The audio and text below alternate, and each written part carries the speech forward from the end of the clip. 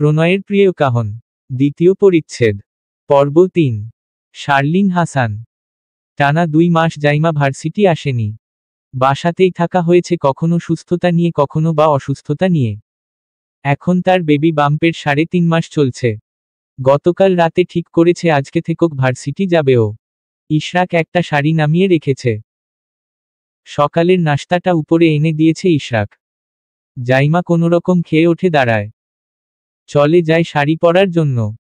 ইশরাক শার্টের টাই বেঁধে কোটটা গায়ে জড়িয়ে নেয়।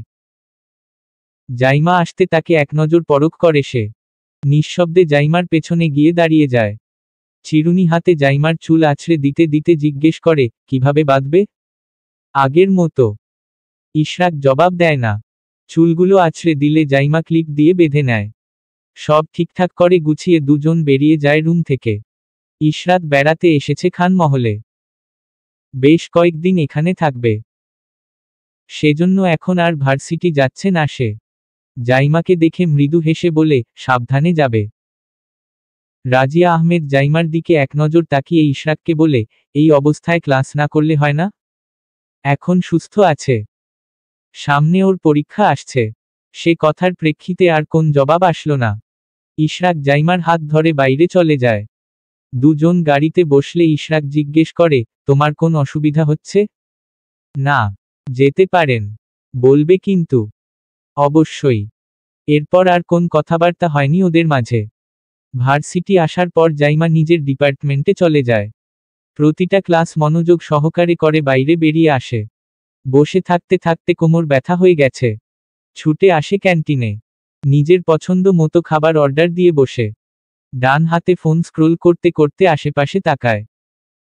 তেমন একটা ভিড় নেই সেখানে। জাইমা ফোনের ক্যামেরা অন করে নিজের দিকে তাক করে কিছুক্ষণ নিজের শুকিয়ে যাওয়া চেহারাটা পরখ করে।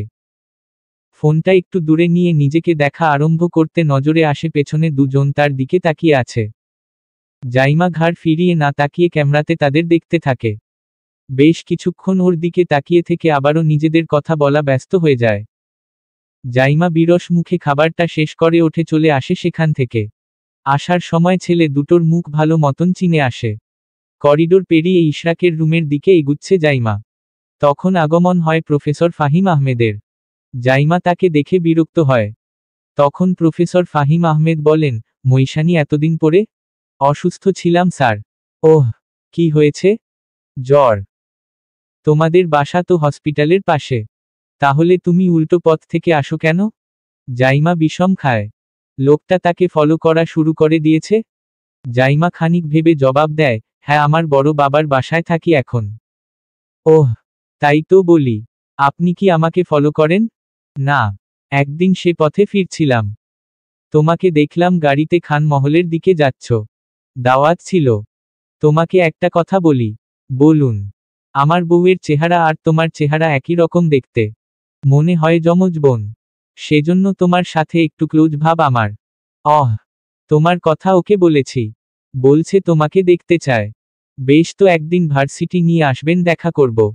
বিনিময়ে ফাহিম আহমেদ মৃদু হাসে।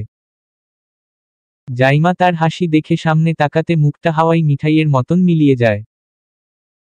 ইশরাক চোয়াল শক্ত করে তাকিয়ে আছে। জাইমা খেয়াল করে সামনের পথ। ইশরাক রুম থেকে বেরিয়ে এসেছে। ফাহিম আহমেদ ইশরাককে দেখে বলে, স্যার মৈশানি। পরিচিত হয়ে নিবেন, খুব মিষ্টি মেয়ে। আমার মিষ্টি জিনিস পছন্দ না। ইশরাকের চিত্তক্ষোভে রাগী সুরের জবাব শুনে জাইমা সুরসুর করে বলে, আপনি তাহলে আসুন প্রফেসর। আমি যাই। ইশরাক স্যারের জন্য করলার জুস। ইশরাকের চোখ রাঙানিতে কথা মাঝপথে বন্ধ হয়ে যায়। ফাহিম আহমেদ চলে যায় সেখান থেকে। জাইমা হতাশার দৃষ্টিতে তাকায় ইশরাকের দিকে। ইশরাক তার দিকে এক নজর তাকিয়ে রেগে হনহনিয়ে বেরিয়ে যায় সেখান থেকে। জাইমা তার পিছু ধরে হাঁটে। ইশরাককে বেশ কয়েকবার ডাক দিলে সে তাকায় না। জাইমা টের পায় ব্যাটার ভেতর পুড়ে ঝাঁঝ। সেজন্য ও একটু আওয়াজ করে বলে, আপনার পেছনে দৌড়ে আমার কোমরে ব্যথা করছে। জাইমার কথায় ইশরাক দাঁড়িয়ে যায়। ঘাড় ফিরিয়ে তাকিয়ে হাত দিয়ে ইশারা করে আসার জন্য। জাইমা আস্তে হেঁটে তার পাশে এসে দাঁড়ায়। ইশরাক কঠোর গলায় বলে, আমার পেছনে দৌড়ে কোমর ব্যথা নাকি ফাহিমের সাথে হেঁটে? পোড়া পোড়া গন্ধ পাওয়া যাচ্ছে। আপনিও পেয়েছেন নিশ্চয়ই। ইশরাক চোয়াল শক্ত করে তাকায়। জাইমা আশেপাশে তাকিয়ে বলে, উনি তো নিজ থেকে এসে কথা বলা শুরু করেছেন। টিচার মানুষ ইগনোর করলে বেয়াদবি হবে। আর সাথে যে গাদ্দারি করো তখন বেয়াদবি হয় না? আপনি তো ঘরের মানুষ। না, আমি টিচার মানুষ। ভার্সিটি আসলে তুমি আমার ঘরের কে সেসব আমি চিনি না। ঠিক আছে ইশরাক স্যার। কথাটা বলে মুখ ফলিয়ে ইশরাককে রেখে হাঁটা ধরেও লিফটের সামনে এসে বাকিদের সাথেই ঢুকে যায়। ইশরাক ঠায় দাঁড়িয়ে জাইমার যাওয়া দেখছে। জাইমা যাওয়ার সময় মুখটা কালো করে অন্য দিকে ফিরে তাকায়। জাইমা লিফট থেকে নামতে দেখে ইশরাক এসে দাঁড়িয়ে আছে। সেটা দেখে ওর আগে মুখটা অন্যদিকে ঘুরিয়ে নেয়। ইশরাক হাত ঘড়িতে সময় দেখে বলে, গাড়িতে বসা হোক। টিচার মানুষদের সাথে গাড়িতে পাশাপাশি সিটে বসে যাওয়া বেয়াদবি হবে। দেন আমার মাথা। জাইমার আগে গিজগিজ করে বলে। ওর রাগ দেখে ইশরাক অন্যদিক ফিরে হেসে ফেলে। জাইমা বিরক্ত হয়ে আশেপাশে তাকায়। ইশরাক গাড়ির দরজা খুলে দিলেও মুখ বাঁকিয়ে বসে যায়। ইশরাক পাশের সিটে বসে নিজের বেল্ট বেঁধে নেয়। জাইমা বাইরে তাকিয়ে আছে। ও কিছুটা ঝুঁকতে জাইমা চেঁচিয়ে বলে, শুরু হয়ে গেছে অসভ্যতামি। ইশরাক সিট বেল্টটা বেঁধে শটান হয়ে বসে যায়। জাইমা মুখটা ভোঁতা করে তাকিয়ে বলে, সরি আমি ভেবেছিলাম। ভাবতে থাকো। জাইমা জবাব দেয় না। জাইমা সিটে হেলান দিয়ে বসে চোখ বন্ধ করে নেয়। অনেকক্ষণ চুপ থেকে বাইরে মাথা বের করে তাকাতে দেখে হেলমেট পরা দুজন ছেলে ওদের ফলো করছে। জাইমার কাছাকাছি এসে তরল পদার্থ ছুঁড়তে গেলে গাড়ির থাই উঠে যায়। বাতাসের বেগের সাথে ওদের তরল পদার্থ ওদের হেলমেটে গিয়ে লাগে। মুহূর্তে বাইক চালানো ছেলেটা আর্তনাদ করে বাইকের কন্ট্রোল হারিয়ে ফেলে। মুহূর্তে দুজন পিচ ঢালা রাস্তায় লুটিয়ে যায়। জাইমা নির্বিকার দৃষ্টিতে তাকিয়ে রয় ইশরাকের দিকে। সে নিজের মতো করে গাড়ি চালাচ্ছে। জাইমা নিজেকে স্বাভাবিক রেখে বলে, ওরা কারা? জানি না। আমাদের পিছু কেন নিয়েছে? আমাকে সরাতে। মানে? তোমার পিছু নেয়নি ওরা। আপনি কিভাবে জানেন? সেটা তোমার জানতে হবে না। কেন? বলুন না। সময় হলে বলবো। আমি আর ভার্সিটিতে আসব না। ইশরাক জবাব দেয় না। জাইমা সিটের সাথে মাথা ঠেকিয়ে জোরে জোরে শ্বাস ফেললে ইশরাক তার দিকে পানির বোতল এগিয়ে দেয়। জাইমা সেটা হাতে নিয়ে পান করে। বাড়িতে আসার পর জাইমা রুমে এসে শটান হয়ে শুয়ে পড়ে। ইশরাক চলে যায় ফ্রেশ হওয়ার জন্য। জাইমার বুক এখনো কাঁপছে। কত বড় অঘটন ঘটতে যাচ্ছিল ভেবেই সব এলোমেলো লাগে। ওই ছেলেগুলো কারা? জেনিফার পাঠানো? তাহলে তো তার পিছু নিয়েছে, কিন্তু ইশরাক যে বলল ইশরাকের পিছু নিয়েছে। জেনিফার পথের কাটা জাইমা। সে জাইমার ক্ষতি করতে চাইবে ইশরাকের, না তাহলে এখন উল্টোটা কেন হচ্ছে? ইশরাক চুলের পানি মুছতে মুছতে বেরিয়ে আসে। জাইমা শোয়া থেকে তার দিকে এক নজর তাকায়। সাদা টি শার্টের গলা ঘাড় ভেজা চুলের পানিতে। জাইমাকে দেখে ইশরাক বলে, যাও গোসল করে আসো। পরে করব। এখন ভালো লাগছে না। বাইরে থেকে এসেছ। শাড়িতে ধুলা বালি লেগেছে প্রচুর। এখন বিছানায় সে ময়লা নিয়ে শুয়ে আছো। জাইমা তেতে ওঠে। চোখ মুখ শক্ত করে ওঠে দাঁড়ায়। ইশরাক তাকে ধরতে গেলে জাইমা তার বুক বরাবর ধাক্কা দিয়ে বলে, আপনি থাকুন আপনার বেড নিয়ে। খবরদার আমি ওই বেডে গা লাগাবো না। তুমি রেগে যাচ্ছ কেন? রাগব না। আমি আপনার মতো এনার্জি নিয়ে চলি না যে এসেই ফ্রেশ হয়ে যাব। তো ভুল কি বলেছি? তুমি বলো তোমার শাড়িতে ধুলা বালি নেই? জাইমা খ্যাপাটে চোখে তাকিয়ে দাঁতে দাঁত চেপে জবাব দেয়। আপনার বাচ্চা আপনি আপনার পেটে নিয়ে যাবেন। খবরদার আমার কাছে রাখবো না আপনার বাচ্চা। আপনার বিছানাতেও যাব না আমি। কোথায় যাবে শুনি? জাহান্নামে। স্বামীর কথার দাম না দিলে যাবাই তো।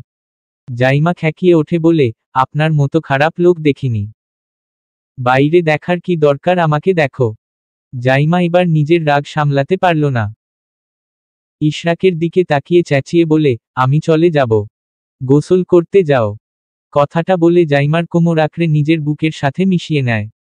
জাইমা হাঁসফাঁস করে উঠলে ইশরাক ধীরে বলে, ডোন্ট মুভ। আমার কাজ করতে দাও।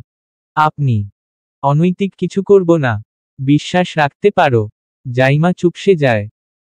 ইশরাক তার শাড়ির পিনে হাত রাখল। সেটা খুলে শাড়িটা গা থেকে ছাড়িয়ে ওড়নাটা জড়িয়ে দেয়। ওয়াশের দরজার সামনে দাঁড় করিয়ে বলে, ক্লোথিং হ্যাঙ্গারে জামা কাপড় রাখা আছে। জাইমা জবাব দেয় না। দরজা লাগাতে গেলে ইশরাক বলে, তুমি চেঞ্জ করতে পারবা নাকি আমি চেঞ্জ করে দেব? সরুন, চেঁচিয়ে ওঠে জাইমা। ইশরাক তার চেঁচানোতো হেসে ফেলে। রুমে এসে জাইমার শাড়িটা ভাঁজ দিয়ে চেঞ্জিং রুমে চেয়ারের উপর মেলে দেয়। জাইমা শাওয়ার শেষে রুমে এসে স্থির হয়ে বসে। ইশরাক তাকে চোখের ইশারা দিয়ে বলে বেডের উপর যেতে। জাইমা না বোধকে মাথা নাড়ায়। সে সোফায় বসে তাকিয়ে আছে। ইশরাক আর কথা বাড়ায় না। জাইমার প্রয়োজনীয় জিনিসপত্র হাতে নিয়ে সেন্টার টেবিলের উপর রেখে দেয়। জাইমা ময়শ্চারাইজার হাতে তুলে নিতে ইশরাক তার ভেজা চুল যত্ন সহকারে মুছিয়ে দিতে আরম্ভ করে। জাইমা প্রসাধনী রেখে সোফায় হেলান দিয়ে বসে ইশরাকের দিকে তাকায়। পুনরায় মেঝেতে দৃষ্টি রেখে মৃদু হেসে ওঠে। ইশরাক জাইমাকে রেখে উঠে দাঁড়িয়ে বলে, তুমি বসো, আমি খাবার নিয়ে আসছি। জাইমা মাথা নাড়ায়। ইশরাক ফোন হাতে রুম থেকে বেরিয়ে আসে। অনেকগুলো মিসড কল ওঠে আছে আননোন নাম্বার থেকে। ইশরাক কল ব্যাক করলে ওপাশ থেকে জেনিফা বলে, তোমার বাসায় দাওয়াত পড়েছে। আমি গেলে তুমি খুশি হবে তো? মোটেও না। এখানে না আসাই ভালো তোমার জন্য। সেটা আঙ্কেলকে বলিও। উনি আমায় দাওয়াত করেছেন। নাটক ছাড়ো। কিছু মনে করো না। সন্ধ্যায় আসা হচ্ছে তোমাদের বাসায়। ইশরাক কলটা কেটে দেয়। ট্রাউজারের পকেটে ফোনটা রেখে কিচেনে আসে। রাজিয়া আহমেদ ছেলেকে দেখে বলেন, টেবিলে রাখা আছে। তুমি নিয়ে যাও। জাইমা কি আসবে? না। ইশরাক খাবারের প্লেটে হাত রাখলে রাজিয়া আহমেদ প্যান প্যান করে বলেন, আনা যখন প্রেগন্যান্ট ছিল এতটা আহ্লাদি ছিল না। তুমি কোন বুঝে ওকে ভার্সিটি নিচ্ছ আমি বুঝি না। এখন সারাদিন বকবক করে এসে খাবারটাও তোমাকেই নিতে হচ্ছে। ওর কি বুঝো জ্ঞান এখনো হয়নি? সিঁড়ি বেয়ে উঠা নামা করলে প্রবলেম হবে। তাকে নিয়ে আমার চলে যাচ্ছে সবকিছু, এখানে আর কোন প্রশ্নবোধক চাহনি বা প্রশ্ন আমি চাচ্ছি না। হ্যাঁ, সব সময় তো এটাই বলবে। নিজের সুখ তো দেখো না। ওকে বলবে সন্ধ্যায় এখানে আসতে। রান্নাবান্না আছে, আমি একা হাতে সব সামলাতে পারবো না। তোমার কথাবার্তা আমার পছন্দ হচ্ছে না। মৈশানি অসুস্থ তোমার চোখে লাগছে না? সব ঠিক আছে। তুমি অযথা চিন্তা বাড়াচ্ছ। ওই মেয়ের জন্য তুমি আমার মুখে মুখে তর্ক করছো? ওই মেয়ে না বলবেন মৈশানি বা ইশরাকের বউ। ইশরাক, চেঁচিয়ে ওঠেন রাজিয়া আহমেদ। ইশরাক সেসবে তোয়াক্কা করে না। খাবার নিয়ে সোজা রুমে চলে আসে। জাইমা ইশরাকের মুখের দিকে তাকিয়ে আক্ষেপ করে বলে, আমার জন্য আপনাদের সম্পর্ক খারাপ হচ্ছে। ইশরাক জবাব দেয় না। চুপচাপ ভাত মাখিয়ে নেয়। জাইমা তার মুখের দিকে তাকিয়ে আছে। একদম শান্ত দেখাচ্ছে মুখটা। ইশরাক জাইমার দিকে লোকমা তুলে দিলে জাইমা বলে, আপনি খান, আমি নিজের হাতে খেতে পারবো। কথা বাড়িও না। জাইমা চুপচাপ খাবারটা মুখে তুলে নেয়। দুজন একসাথেই খেয়ে ওঠে নেয়। জাইমা ভয়ে ভয়ে বলে, আপনার খারাপ লাগছে? আমাকে নিচে শিফট করিয়ে দিবেন। ভার্সিটিতে যাব না, আপনার মাম্মির কাজে হেল্প করব। আমি সুস্থ আছি। কোথাও যেতে হবে না। জেদ করবেন না। আপনি ভেবে দেখুন, আমার জন্যই তো এসব হচ্ছে। আমি দায়িত্ব নিব, সমস্যা নেই। আপনি না করবেন না। তুমি নিচে শিফট হলে আমি একা থাকব নাকি? একা কোথায়? আমি এত এই বাড়িতেই থাকব। লাগবে না কিছু। এত আহ্লাদ করতে হবে না। আমি আর ভার্সিটি যাচ্ছি না। মৈশানি কথার উপর কথা বলো না। আমি চাই না আমার জন্য আপনার আর আপনার মাম্মির সম্পর্ক খারাপ হোক। উনি অবুঝের মতো কথা বললে সম্পর্ক খারাপ হবেই। জাইমা জবাব দিতে পারল না। ইশরাক জাইমার শান্ত মুখটা পরখ করে বলে, আজ সন্ধ্যায় নাকি জেনিফা আসছে। ওহ, খারাপ কি? কেন আসবে? ওকে বারণ করেছি তাও আসবে। ডিসগাস্টিং। আপনি ইনভাইট দিয়েছেন? না, বাবা দিয়েছে। আপনাদের ভালো ফ্রেন্ডশিপ ছিল। ইশরাক কিছু বলে না। জাইমা উঠে দাঁড়ালে সে বলে, বেডে গিয়ে রেস্ট করো। কোনোরকম গাদ্দারি না। ময়লা হয়ে যাবে তো। ওটা কথার কথা। জাইমা হেসে উঠলে ইশরাকও হাসে। জাইমা চোখ দিয়ে ইশরা করলে ইশরাক গলা খাকারি দিয়ে বলে, তুমি প্রেগন্যান্ট। এখন সম্ভব না। খারাপ লোক, আমি বলেছি রেস্ট করার জন্য। আমি ভেবেছিলাম অন্য কিছু। না মানে বেডের দিকে ইশারা করেছ তো তাই। সন্ধ্যায় জেভিন এসেছে। সাজ্জাদ খান জেভিনকে দেখে ভীষণ খুশি হয়েছেন। রাজিয়া আহমেদ তাকে আদর আপ্যায়নে ব্যস্ত হয়ে পড়েন। জেভিন নিজের ব্যাগটা রেখে সোফাতে বসলে ঠান্ডা জুস এগিয়ে দেওয়া হয়। ও সেটা হাতে নিয়ে বলে, ইশরাক কোথায় আন্টি? রাজিয়া আহমেদ উপরের দিকে একবার তাকান। ক্ষীণ হেসে জবাব দেন, হয়তো রেস্ট করছে। শুনলাম বিয়ে করেছে, ওর বউকে দেখছি না তো। আসলে ও একটু অসুস্থ। ওহ, প্লিজ ওকে খবর পাঠান, আমি দেখতে চাই দুজনকে। বেশ আন্তরিকতার সাথে কথাটা বলে জেভিন। রাজিয়া আহমেদ খুশিতে ডগমগ হয়ে যান। সাজ্জাদ খানের দিকে তাকালে তিনি না বোধকে মাথা নাড়ান। ছেলের বউ ঘুমাচ্ছে, তিনি গিয়ে ডালকতে পারবেন না। ব্যাপারটা কটু দেখায়। রাজিয়া আহমেদ আনায়াকে ডাক দিলে ও ইরাকে নিয়ে হতদন্ত হয়ে আসে। জেভিন ইরাকে দেখে হাই দিলে মেয়ে হেসে ওঠে। জেভিনের পাশে বসে বিস্তর আলাপ জুড়ে দেয়। আনায়াকে পাঠানো হয় ইশরাক জাইমাকে ডেকে দেওয়ার জন্য। সে আর না করেনি। সিঁড়ি বেয়ে উপরে উঠে আসে। ইশরাকের রুমের সামনে আসতে দেখে ডোডো ঘুরছে দরজার আশেপাশে। আনা দরজায় কড়া নাড়লে ইশরাক এসে দরজা খুলে দেয়।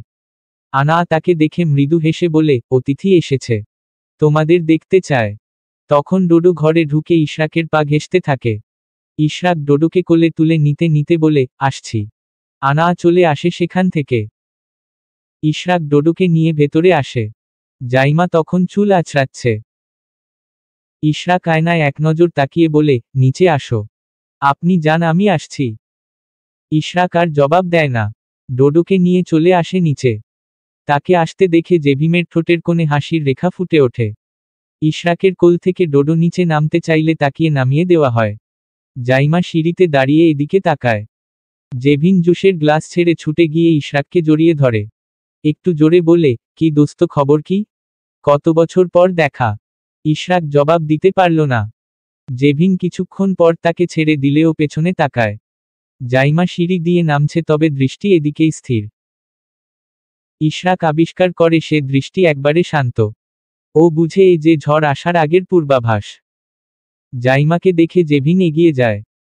শেষ সিঁড়ি অতিক্রম করলে জেভিন তাকে জড়িয়ে ধরে বলে, মিসেস ইশরাক খান, আশা করি ভালো আছো।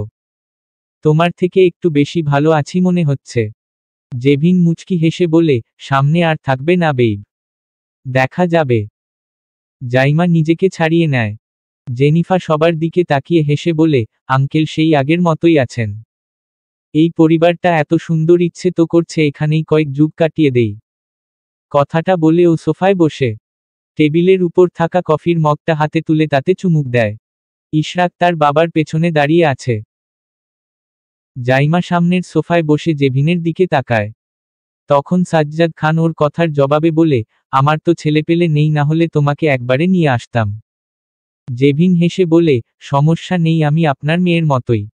রাজিয়া আহমেদ হেসে বলেন, তাহলে তোমার যতদিন ইচ্ছে থেকে যাও। তোমার বাবার শরীরটা এখন কেমন? আলহামদুলিল্লাহ, সুস্থ আছে। তার দেখাশোনা কেয়ারটেকার আছে। আমি তো লম্বা সময় পর দেশে ফিরেছি। বাবাও বলল ঘুরে ফিরে আসতে, দেশের কালচার সবকিছু সুন্দরভাবে অনুভব করতে। মাম্মা তো নেই, সেজন্যই এখানে চলে আসা। আচ্ছা, সমস্যা নেই, তুমি আমার মেয়ের মতোই। যেটা খেতে ইচ্ছে হবে আমাকে জানাবে। ভিন দেশে কি না কি খাও? জেভিন মাথা নাড়ায়। ইশরাক তার বাবা মায়ের কাণ্ড দেখছে। জাইমা বিড়বিড় করে বলে, কি আন্তরিকতা! এরকম মানুষ ঘরে ঘরে থাকা উচিত। তাদের আড্ডার আসর জমলে জাইমা টেবিলটা গুছিয়ে নেয়। এটো মগ প্লেট সব ধুয়ে জায়গা মতো রেখে দেয়। রাজিয়া আহমেদ কিচেনে এসে জাইমাকে বলেন, রাতের খাবার শেষ করে রুমে ফিরবে। এতবার সিঁড়ি বেয়ে ওঠা নামা করতে হবে না। কয় মাস গেলে নিচে শিফট হবে। ইশরাককে তুমি বুঝিয়ে বলবে। আমি আগামী কালকে বাবার বাসায় যাচ্ছি। বেবি হলে একবার আসব। বললে হবে নাকি? আমার ছেলের প্রথম সন্তানে বাসায় থাকবে। আমি তোমায় বাবার বাসায় দেব না। জাইমা জবাব দেয় না। রাজিয়া আহমেদ তার দিকে তাকিয়ে বলে, আগামী কালকে যে বাসায় যাবা ইশরাক জানে? জানবে। রাজিয়া আহমেদ আর জবাব দেন না। জাইমা কিচেন থেকে বেরিয়ে আসে। ইশরাক তাকে দেখে জিজ্ঞেস করে, খারাপ লাগলে রুমে গিয়ে রেস্ট করো। জাইমা কোন প্রতিক্রিয়া দেখায় না। সাজ্জাদ খান ছেলের কথায় বলেন, মৈশানি রুমে গিয়ে রেস্ট নেও। ডিনার করতে এখনো লম্বা সময় বাকি। সমস্যা নেই, আমি ঠিক আছি। ইশরাক তাকে চোখ দিয়ে ইশারা করে নিজের পাশের সিটে বসার জন্য। জাইমা দেখেও না দেখার ভান করে সাজ্জাদ খানের পাশে বসে যায়। জেভিন তার জাপান জীবনের কত শত গল্পের ঝুলি খুলে বসেছে। সাজ্জাদ খান তার সব কথাই শুনছে। জাইমাও চুপ থেকে সব শুনেছে। ইশরাক তার বউয়ের মুখের দিকেই তাকিয়ে ছিল অনেকক্ষণ। রুমে গেলে কি ঝড় আসবে ভেবেই নাক মুখ কুঁচকে নিচ্ছে। জেভিন অনেকক্ষণ বকবক করার পর বলে, আমি খুব টায়ার্ড ফিল করছি, একটু রেস্ট নিব। বেশ তো, ইশরাক ওর রুমটা দেখিয়ে দিও। সাজ্জাদ খানের কথায় ইশরাক দাঁড়িয়ে যায়। জেভিন নিজের হ্যান্ড ব্যাগ আর জামাকাপড়ের বড় ব্যাগ দুটো হাতে তুলে নেয়। তখন ইশরাক তার বড় ব্যাগটা নিজের কাছে নিয়ে বলে, আসো। জেভিন জাইমার দিকে তাকিয়ে হাসে। জাইমা ওদের দিকে এক নজর তাকিয়ে নজর ফিরিয়ে নেয়। দুজন আগে পিছে উপরে চলে যেতে জাইমা নিজেও পিছু নেয়। এই জেভিনকে তার এক বিন্দুতেও বিশ্বাস নেই। একটু তাড়াহুড়োয় পিছু নিয়ে গেস্ট রুম অবধি এসে স্থির হয়ে দাঁড়ায়। ইশরাক ব্যাগটা রেখে দাঁড়িয়ে যেতে জেভিন বলে, আমি তোমাদের বাসায় থাকবো সেজন্য তোমার মন খারাপ? না। তাহলে? সবার সামনে আমাকে জড়িয়ে না ধরলে খুশি হতাম। বন্ধু বন্ধুকে জড়িয়ে ধরতেই পারে। আমার বউ এসব পছন্দ করে না। তুমি করো তো? ছেলেদের ক্ষেত্রে ভিন্ন। তোমার ব্যাপারটা আমি পছন্দ করছি না। গুড। যত তাড়াতাড়ি সম্ভব বিদায় হবে। হাইস্ট 2 দিনের বেশি যাতে এই বাসায় না থাকো। ছি, এখনই তাড়িয়ে দিচ্ছ? ইশরাক জবাব দেয় না। সোজা বেরিয়ে আসে সেখান থেকে। জাইমা নিজেদের রুমে ঢুকছে তখন। ইশরাক তাকে দেখে আর দেরি করেনি। সোজা রুমে চলে আসে। দরজাটা লক করে নিঃশব্দে এগিয়ে আসে। জাইমা পিছু ফিরে তাকালে ইশরাককে দেখে। কোন শব্দ না করে দুটো মোটা বই হাতে বেডের উপর গিয়ে বসে। জাইমার এড়িয়ে চলা দেখে ইশরাক বলে, ও জড়িয়ে ধরেছে, আমি না। জাইমা কোন কথা বলে না। নিজের পড়ায় মনোযোগ দেয়। ইশরাক তার ডোন্ট কেয়ার ভাব দেখে আবারও বলে, তুমি রাগ করে আছো? কোন প্রতিক্রিয়া আসেনি। ইশরাক জাইমার পাশে গিয়ে বসে। জাইমার সামনের দুটো বই নিজের কাছে নিয়ে আসে। জাইমা বিরক্ত হয়ে তাকালে ইশরাক আবারও বলে, আমার কথার জবাব দাও। জবাব? মৈশানি। জাইমা বই দুটো হাতে নেওয়ার জন্য হাত বাড়ায়। ইশরাক বলে, আগে কথা বলো তারপর বই দেব। আমি আগামীকাল বাবার বাসায় যাচ্ছি। আমি অনুমতি দেইনি। তো? আপনার এলিজাবেথ এসেছে, তাকে সময় দিন। আচ্ছা, তুমি যেহেতু বলেছ অবশ্যই তোমার কথা রাখব। এখন দূরে সরে বসুন। আমার বেড আমার ইচ্ছে।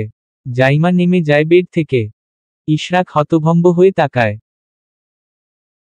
জাইমা সেদিকে পাত্তা না দিয়ে নিজের ফোনটা হাতে নেয়। ইশরাক চুপচাপ কাণ্ড দেখছে। জাইমা ওর দাদিকে কল দেয়, রিসিভ হতে রাগী স্বরে বলে, আগামীকালকে আমি ফিরছি। তোমাকে কে বলেছে আমার বিয়ে নিয়ে পণ্ডিতি করতে? আমি আর 3 বছর সিঙ্গেল থাকতাম। আবার কি হলো? কি হবে মানে? দেখো না, পেটে একটা ধরিয়ে দিয়েছে, এখন নতুন নতুন বেদিদের হাক দিচ্ছে। আমার তো ভাই দাম নাই। আমি আর এ বাসায় আসব না। তুমি কোন কথাই বলবে না। কে এসেছে? না, আসেনি। আমি বাসায় যাব। এখানে দম বন্ধ লাগে। স্বাভাবিক। এই সময় এরকম হয়। ঠিক আছে, মর্মকে বলবে দিয়ে যেতে। খবরদার একা বেরুবে না।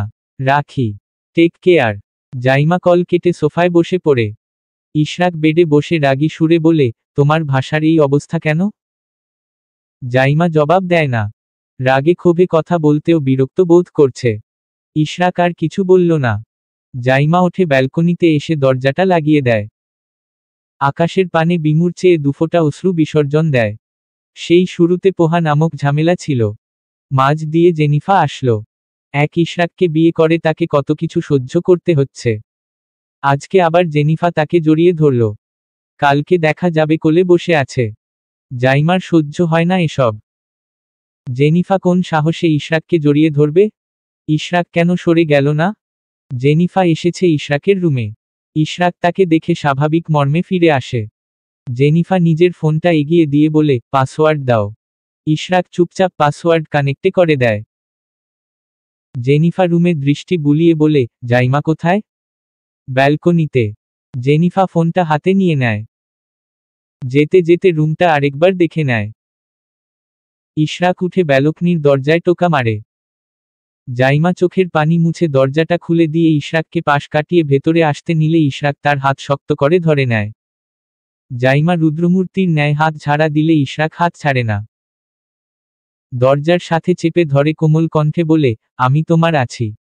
আর কি চাই? এরকম কাউকে আমার চাই না। মৈশানি, তুমি বুঝার চেষ্টা করো। কি বুঝবো আমি? আমার মনে হয় আপনার জীবনে না আসলেই ভালো হতো। আপনার জন্য হাজারটা মৈশানি আছে। এখনো আছে, তাদের কাছে থাকুন। আপনাকে বিয়ে করে আমার জীবনটাই নষ্ট হয়ে গেছে। সেই শুরু থেকে পোহা অতীতে জেনিফা সামনে আর কয়জন আসবে খোদা ভালো জানে। আমি এসব নিতে পারছি না। আপনার বেবি আপনার কাছে নিয়ে যাবেন, আমি ডিভোর্স লেটার পাঠিয়ে দেব। তুমি পাগল হয়ে গেছো? জাইমা ইশরাকের বুকে ধাক্কা দিয়ে তাকে সরিয়ে দেয়। রাগে গিজগিজ করতে করতে ভেতরে আসতে গেলে আবারও তার হাতে জোরে সরে টান পড়ে। ইশরাক রাগী দৃষ্টিতে তাকিয়ে দাঁতে দাঁত চেপে বলে, তোমার সমস্যা কোথায়? কিছু হলেই ডিভোর্স ডিভোর্স ডিভোর্স, যাও না, আমায় ডিভোর্স দাও, এরপর কতটা সম্মান থাকবে সেটা দেখো। আমি ইচ্ছে করে কাউকে ডেকে আনিনি। আজকে আমি তাকে জড়িয়ে ধরিনি। আমি বলেছি আমার তরফ থেকে কখনো কিছু হবে না। আমি ঠিক থাকলেই তো হয়। বাকি সব জাহান্নামে যাক। আর তুমি একদম ইমম্যাচিউরের মতো আচরণ করছো। চলে যাবে কালকে? যাও, আর আসবে না আমার কাছে। আমার বাচ্চা আমি নিয়ে আসবো সময় হলেই। ব্যাগ গুছিয়ে নিবে এক্ষুনি, আপাতত তোমায় খোদা হাফেজ। কথাটা বলে জাইমাকে রুমের দিকে ছুঁড়ে ফেলে ব্যালকনির দরজা লাগিয়ে দেয়ও। জাইমার আগে জেদে ব্যাগ বের করে আনে। নিজের প্রয়োজনীয় জিনিসপত্র সব ব্যাগে গুছিয়ে নেয়। চোখ বেয়ে টপটপ করে পানি ঝরে পড়ছে। নিজের বই পুস্তকও গুছিয়ে নেয় জাইমা। রাতের খাবার খাওয়ার জন্য ডাকা হলে জাইমা না করে দেয়। রাজিয়া আহমেদ ভেতরে আসেন। জাইমা ব্যাগ দুটো আড়াল করে নেয়। তিনি জিজ্ঞেস করেন, ইশরাক কোথায়? ব্যালকনিতে। রাজিয়া আহমেদ ব্যালকনির দরজায় কড়া নাড়েন। ইশরাক নিজেকে স্বাভাবিক রেখে দরজা খুলে দেয়। রাজিয়া আহমেদ জিজ্ঞেস করেন, খাবার খেতে আসো। জাইমা নাকি খাবে না? এই অবস্থায় না খেলে হবে নাকি? তুমি যাও, আমি আসছি। জাইমাকে নিয়ে আসো। ইশরাক জবাব দেয় না। রাজিয়া আহমেদ যাওয়ার সময় জাইমার হাত ধরে বলেন, না খেলে অসুস্থ হয়ে যাবে। আমার সাথে আসো। খিদে লাগেনি তো? না লাগলেও খেতে হবে। জাইমা জবাব দিতে পারল না। রাজিয়া আহমেদ তাকে নিয়ে নিচে চলে যান। জাইমা বুঝে না এই মহিলার মর্জি, এই গরম আবার এই নরম। জাইমা যাওয়ার পেছনে দিয়ে ইশরাকও আসে। দুজন টেবিলের দুপ্রান্তে বসেছে খাবার খাওয়ার জন্য। জেনিফা ইশরাকের পাশের চেয়ারে বসেছে। জাইমা সেদিকে তাকায় না। সবাই মিলে খাবার দাবার খেয়ে উঠে দাঁড়ায়। জাইমা রুমে এসে তাড়াতাড়ি শুয়ে পড়ে। বেডের মাঝখানে কোলবালিশ রেখে ডান সাইডে চেপে ঘুমায়। লম্বা সময়ের ব্যবধানে ইশরাক রুমে আসে। দরজাটা লাগিয়ে চলে যায় ফ্রেশ হওয়ার জন্য। এসে জাইমার গুছিয়ে রাখা ব্যাগ দুটোতে নজর দেয়। পুরো রুমটায় এক নজর তাকায়। সত্যি জাইমা আগামী কালকে চলে যাচ্ছে? সে কি করে থাকবে? কিছু একটা ভেবে জাইমার চলে যাওয়াকে প্রশ্রয় দিচ্ছে ইশরাক। এবার আর তাকে আনার জন্য যাবে না সে। আসলেও ডিভোর্স শব্দটাকে নিষিদ্ধ করে আসতে হবে। কথায় কথায় ডিভোর্সের হুমকি, এসব তার পছন্দ না। জাইমার ব্যারিকেড দেওয়া কোলবালিশ আর সরায় না ইশরাক। কমফোর্টার টেনে জাইমার গায়ে ভালো করে জড়িয়ে দেয়। এসির পয়েন্ট কমিয়ে নিজেও পাশ ফিরে শোয়। ঘড়ির কাঁটা সকাল 7:30। জাইমা পানির জগ হাতে সিঁড়ি বেয়ে উপরে উঠছে। ওপাশে ডোডোর ঘেউ ঘেউ শব্দ শোনা যাচ্ছে। খুব সম্ভব কাউকে দেখে বিরক্ত সে। জাইমা ক্লান্ত শরীর নিয়ে কোনোরকম সিঁড়ি বেয়ে ওঠে। করিডোরে স্থির হয়ে দাঁড়িয়ে বার কয়েক নিঃশ্বাস নেয়। নিজেদের রুমের দিকে তাকিয়ে চুপ করে রয়। ইশরাকের সাথে কোন রকম কথাবার্তা হয়নি তার। সামনে হবেও না। জাইমা এই সম্পর্ক নিয়ে আগ্রহী না বলতে গেলে। যেদিন ইশরাক নিজের পরিবার আর বন্ধুবান্ধব সামলাতে পারবে সেদিনই সে ফিরে তাকাবে, এর আগে না। জাইমা পানির জগ নিয়ে দরজার সামনে আসতে তার কাঁধে জোরে সোরে ধাক্কা লেগে পানির জগটা মেঝেতে পড়ে দুখণ্ড হয়ে যায়। জেনিফা মৃদু চিৎকার করে ভেতরে প্রবেশ করে, কলে কথা বলা ইশরাকের ডান বাহু জড়িয়ে ধরে। জাইমা সেদিকে এক নজর তাকিয়ে রুম থেকে বেরিয়ে যায়। পাশে ডোডো চিৎকার করে রুমে প্রবেশ করে। ইশরাক ফোনটা পকেটে ঢুকিয়ে হাতটা ঝাড়া দিয়ে ফেলে দেয়। পরপর দুটো থাপ্পড় বসিয়ে দেয় জেনিফার গাল বরাবর। সেই থাপ্পড় এতটাই জোরে বসেছে যে জেনিফা মাথা ঘুরিয়ে মেঝেতে বসে পড়েছে। ইশরাক রুম কাঁপিয়ে চিৎকার করে বলে, নেক্সট টাইম আমার থেকে 100 হাত দূরে থাকবে। আন্ডারস্ট্যান্ড? যেভাবে ধাক্কা দিয়েছ মৈশানি যদি পড়তো তোমার খবর ছিল। আজকেই আমার বাড়ি থেকে বিদায় হবে। এটাই আমার শেষ কথা। জেনিফা গালে হাত দিয়ে দাঁড়িয়ে যায়। খ্যাপা চোখে তাকিয়ে হিংস্র বাঘিনীর মতো এগিয়ে এসে ইশরাকের কলারে হাত দিতে গেলে ইশরাক আঙুল উঁচু করে চোখ রাঙানি দিলে জেনিফা হিসহিসিয়ে ওঠে তেড়ে আসে। মৃদু চেঁচিয়ে বলে, তুমি আমাকে বিয়ে করবে। এটাই আমার শেষ কথা। পড়াশোনা করে শুধু শুধু সময় আর টাকা নষ্ট করেছ। রাস্তার কুকুরের যেই ব্যক্তিত্ব আছে তোমার সেটাও নেই। Don't cross your limit. আমি বিহীন তোমার জীবন আমি ধ্বংস করে দেব। রুম থেকে বের হও। জেনিফা গালে হাত রেখে চোখের পানি মুছে নেয়। ইশরাকের রাগী চেহারাতে এক নজর চোখ বুলিয়ে রুমের বাইরে চলে আসে। জেনিফা যেতে ইশরাক কপাল স্লাইড করে রুম জুড়ে পায়চারি শুরু করে। বেড সাইডে বসে রয় চুপচাপ। প্রায় আধ ঘন্টা পর জাইমা রুমে ফিরেছে।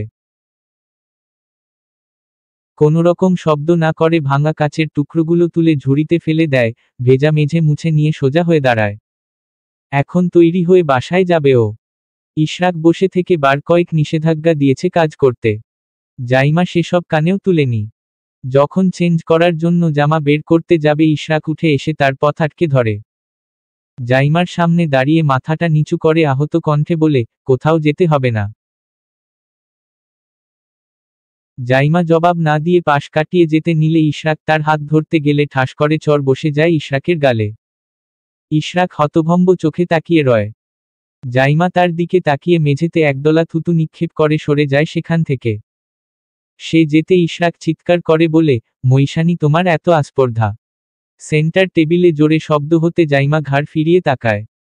ইশরাকের ডান হাত রক্তে টইটম্বুর। কাচের টেবিলে ফাটল ধরে কয়েক জায়গা দিয়ে ভেঙেও গেছে।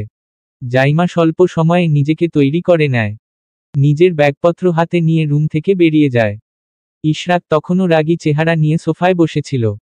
জাইমা তার দিকে তাকায়নি তবুও নজর পড়ে গেছে। গেটের সামনে থেকে রিকশায় চড়ে বসে জাইমা। আজ আর রাগ লাগছে না খুব একটা। কষ্ট হচ্ছে কি না জাইমা সেটা টের পাচ্ছে না আবার পাচ্ছে। তার কাছে নিজের হাসি খুশিতে কাটানো একাকী জীবনটাই উত্তম রূপে ধরা দিচ্ছে। এসব বিয়ে সম্পর্কের মারপ্যাচের জালে ফেসে সে অস্থির এবং ক্লান্ত পথিক। বিয়ে খুব সুন্দর এবং পবিত্র একটা বন্ধন। কিন্তু সঙ্গী যদি স্বস্তি না দেয় তখন তাকে নিয়ে গোটা জীবন কাটানোর স্বাদ থাকে না। নিজেকে ভাঙা কাচের চেয়েও ভঙ্গুর আবিষ্কার করল জাইমা। গেটের সামনে দাঁড়িয়ে ভাড়া মিটিয়ে দিয়ে ব্যাগগুলো হাতে নেয়। গেট দিয়ে প্রবেশ করার সময় নজর যায় অদূরে দাঁড়িয়ে থাকা কালো রঙের গাড়িটার দিকে। কেউ বাজ পাখির মতো দৃষ্টি নিক্ষেপ করে আছে জাইমার দিকে। তা দেখে জাইমার শরীর কেমন কেঁপে উঠে। তড়িঘড়ি গেট দিয়ে ভেতরে চলে যায় সে। স্থির পায়ে ভেতরে গিয়ে সোজা নিজের রুমে চলে যায়। লিভিং রুমটা ফাঁকা থাকায় কেউ তাকে দেখতে পায়নি। রুমের দরজায় পা রাখতে পেছনে থেকে চিৎকার আসে, আম্মু আপু এসেছে। জাইমা মৃদু হাসে। জায়ানের কণ্ঠস্বরটা অনেকদিন পর শ্রবণ করেছে সে। জামিলা রহমান এগিয়ে আসেন। জাইমা তাকে দেখে নিজেকে স্বাভাবিক করে নেয়। জিজ্ঞেস করে, কেমন আছো আম্মু? ভালো, তুমি একা এসেছ? ইশরাক কোথায়? ওদের বাসায়। একা ছেড়েছে? ড্রাইভার দিয়ে গেছে। ওহ, ফ্রেশ হয়ে নাস্তা করতে আসো। খিদে নেই? নাস্তা করেছ? জাইমা মাথা নাড়ায়। জামিলা কিছু বলেন না। জাইমা গলায় আটকে থাকা কান্নাটা গিলে রুমে এসে দরজাটা লাগিয়ে দেয়। মুহূর্তে অন্ধকার রুমের মেঝেতে লুটিয়ে পড়ে হাউমাউ করে কেঁদে ওঠে। প্রচণ্ড বেগে কান্না করে। নিজের অনাগত সন্তানের মুখ দেখার ইচ্ছেটাও চলে গেছে ইতোমধ্যে।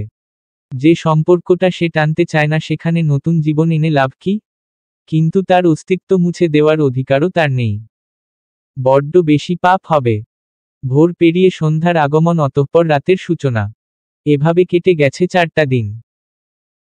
জাইমা এবং ইশরাক দুজন যোগাযোগবিহীন। জাইমা তো সেদিনই ইশরাকের নাম্বার আইডি সব জায়গা থেকে ব্লক করে দিয়েছে। এই বাসায় আসার পর থেকে কারোর সাথেই তেমন একটা মিশে না জাইমা। বেশিরভাগ সময় রুমে কাটিয়ে দেয়। কিন্তু দাদি আর জায়ানের ঝালানো সহ্য করতে তাদের সাথে হাসিখুশি ভাবে কথা বলতেই হয় তাকে। ডোডোকে নিয়ে ব্যালকনিতে বসে আছে ইশরাক। জাইমা বিহীন 3টা দিন কেটে গেছে। না এক নজর দেখা হয়েছে আর না কথা। কাটা হাতের যন্ত্রণা কিছুটা কমেছে। খাবারটা চামচ দিয়েই খেতে হয়। জেনিফা চলে গেছে সেদিন দুপুর নাগাদ, তবে তার সবকিছু এলোমেলো করে দিয়েই। সাজানো গোছানো সম্পর্ক এখন অগোছালো পড়ে আছে। রাজিয়া আহমেদের সাথেও ঠিকঠাক কথা বলে না ইশরাক। চাপা একটা রাগ রয়ে গেছে। জাইমার হুটহাট চলে যাওয়া নিয়ে প্রশ্ন তোলা হলে ইশরাক কোন জবাব দেয়নি। ফোন হাতে বিয়ের ছবি দেখা শুরু করে ইশরাক। তাদের সম্পর্কের বছর গড়াতে বেশি মাস বাকি নেই। কিন্তু সব এখন এলোমেলো। ইশরাক দূর আকাশের দিকে দীর্ঘশ্বাস ফেলে তাকায়। খুব অভিমান জমেছে নিজের জীবনের প্রতি। সে কোন কিছুই দায়িত্ব সহকারে পালন করতে পারেনি। না স্ত্রীকে ভালো রাখতে পেরেছে আর না সমস্যার সমাধান করতে পেরেছে। তার মা তাকে বুঝে না। জাইমাকে খুব একটা পছন্দ করে না, সেটা ইশরাক ভালো টের পায়। কিন্তু জোর করে কাউকে পছন্দ বানানো তো সম্ভব না। এই সম্পর্কের মারপ্যাচ এতটা জঘন্য রূপে ধরা দিবে সেটা সে কশ্চিনকালেও ভাবেনি। সন্ধ্যায় সবার সাথে নাশতা খেতে বসেছে জাইমা। সাজেদ খান মেয়ের শুকনো মুখটার দিকে তাকিয়ে জিজ্ঞেস করেন, ইশরাকের সাথে কথাবার্তা হয় তো তোমার? ওই বাড়িতে কোন ঝামেলা হয়েছে নাকি? জাইমা এক গ্লাস পানি তুলে পান করে। উত্তর ভেবে পাচ্ছে না ও। কিছুক্ষণ চুপ থেকে বলে, আসার পর কথা হয়নি এখনো। ওখানে কোন ঝামেলা হয়নি? তাহলে কথা বলো না কেন? ফোন হাতে নেই না। দেখো মা, সংসার একটা মায়া। কোন সম্পর্ক টিকিয়ে রাখতে হলে দুজনের তরফ থেকে সমান গুরুত্ব থাকা চাই। একজন সবটা উজাড় করে দিবে, অন্যজন এসবে হেলদোল করবে না, এসবে তো হবে না। জাইমা জবাব দেয় না। জামিলা রহমান মেয়ের মুখের দিকে তাকিয়ে বলেন, তুমি কিছু নিয়ে আপসেট? খাওয়া দাওয়াতে মনোযোগ নেই। চেহারার অবস্থা তো বেহাল। তেমন কিছু না। বলো কি হয়েছে? কেন সমস্যা দুজনের মাঝে? বড় সমস্যা হলে জানানো হবে। রাহেলা খান ধমক দিয়ে বলেন, পরিষ্কার করে কথা বলো। জাইমা চুপ করে রয়। মেঝেতে কিছুক্ষণ স্থির দৃষ্টি নিক্ষেপ করে রাখে। মৌনতা কাটিয়ে বলে, আমার মনে হয় না আমাদের সম্পর্কটা সামনে আগাবে। সে তার মতো, আমি আমার মতো থাকতে চাচ্ছি। কথাটা বলে জাইমা সবার মুখের দিকে তাকিয়ে স্তম্ভিত হয়ে যায়। সবার চোখমুখের অবস্থা এমন করে রেখেছে যেন জাইমা বলেছে সে সামনে কাউকে খুন করবে, তাদের সাহায্য দরকার। সবার মুখভঙ্গি দেখে জাইমা বিরক্ত হয়। জামিলা রহমান ঠান্ডা মাথায় বলেন, কি নিয়ে ঝামেলা? রাহেলা খান বলেন, সামনে নাতিনাতনি আসবে। আর এই মেয়ে বলে বিচ্ছেদের কথা। জাইমা দাদির মুখের দিকে তাকিয়ে বোকা বোকা হাসে। সাজেদ খানের চেহারায় গম্ভীর্যতা স্পষ্ট। জাইমা তাদের সবাইকে উদ্দেশ্য করে বলে, ওনার জন্য সিনিয়র প্রয়োজন ছিল। যে তাকে বুঝবে, সবটা সামলাবে। ওয়েস্টার্ন কালচার মেনে নিতে পারবে। আমি এসবের কিছুতে পারফেক্ট নই। স্বস্তি না থাকলে সম্পর্কে আগানো যায় না। ইশরাক আমায় এ সম্পর্কে কিছুই বলেনি গত 3 দিনের একদিনেও। রাহেলা খানের কথায় জাইমা গভীর দৃষ্টিতে তাকিয়ে বলে, এসব বলার মতো সম্মান তার অবশিষ্ট নেই। ঘুরিয়ে পেঁচিয়ে না বলে সরাসরি বলো। ওনার উঠবি আছে, যাকে বিয়ে করার কথা ছিল, কিন্তু ভুলবশত বিয়েটা আমার সাথে হয়ে যায়। সে উঠবি তার জীবনে ব্যাক আসতে চায়। উনি বলেছেন সে মেয়েকে নাকি পাত্তা দেননি। কিন্তু মেয়ের পাগলামি দেখলে এসব মনেই হয় না। কেউ কারোর চেহারা দেখে এতটা দেওয়ানা হতে পারে না। ওনার মায়ের বিহেভিয়ার কেমন জানি, আমার সাথে আমার কাজ করা নিয়ে ওনার সমস্যা, ভার্সিটি যাওয়া নিয়ে। আমায় খুব একটা পছন্দ করেন না। এতদিন ওনার কাজিন পোহা ছিল। আমাদের বিয়ের দ্বিতীয় দিন একটা ঘটনা ঘটেছিল, সেটা সম্পূর্ণ অকল্পনীয়। সেসব নিয়েও ঝামেলা হয়েছিল টুকটাক। ব্যাপার না, আমি সেখানে স্বস্তি পাইনি, পাবো না। কাউকে আপন লাগে না। আমার দম বন্ধ লাগে। আমি এই সম্পর্ক থেকে মুক্তি চাই। জাইমার কথা শেষ হতে রাহেলা খান ইশরাককে কল দেন। রিসিভ হতে লাউডস্পিকারে দিয়ে খোঁজ খবর জিজ্ঞেস করেন। খুব স্বাভাবিকভাবেই উত্তর আসে। রাহেলা খান নাতিকে কড়া কণ্ঠে বলেন, জাইমার সাথে তোমার ঝামেলা? ওপাশ থেকে কিছুক্ষণ চুপ থেকে আওয়াজ আসে, সম্পর্কে মান অভিমান ঝগড়াঝাটি থাকে স্বাভাবিক। আমাদের ক্ষেত্রেও তাই। তোমার কাছে যেটা স্বাভাবিক তার কাছে সেটা কতটুকু স্বাভাবিক হলে সে বিচ্ছেদ চায়? তোমাকে বুঝদার ভেবেছিলাম, সেজন্য আমার পাগল নাতনিকে তোমার কাছে বিয়ে দিতে আপত্তি দেখাইনি। কিন্তু যা শুনছি আমার নিজেই লজ্জা পাচ্ছি। এত অবহেলা কেন? মৈশানীর সাথে গতকাল রাতে আমার ঝামেলা হয়েছে। স্বাভাবিক রাগের মাথায় বকেছি ওকে। আমাদের ঝামেলা আমরা মিটমাট করে নিতাম, কিন্তু মৈশানী আমায় সেরকম কোন সুযোগ দেয়নি। একাই চলে গেছে। তোমার যেহেতু পছন্দ ছিল আগে, তাহলে বিয়েতে কেন মতো দিলে? আমার আগে পছন্দ ছিল এই কথা কে বলেছে? রাহেলা খান জাইমার দিকে তাকিয়ে বলেন, তাহলে তোমার বন্ধু তোমার জন্য এরকম করছে কেন?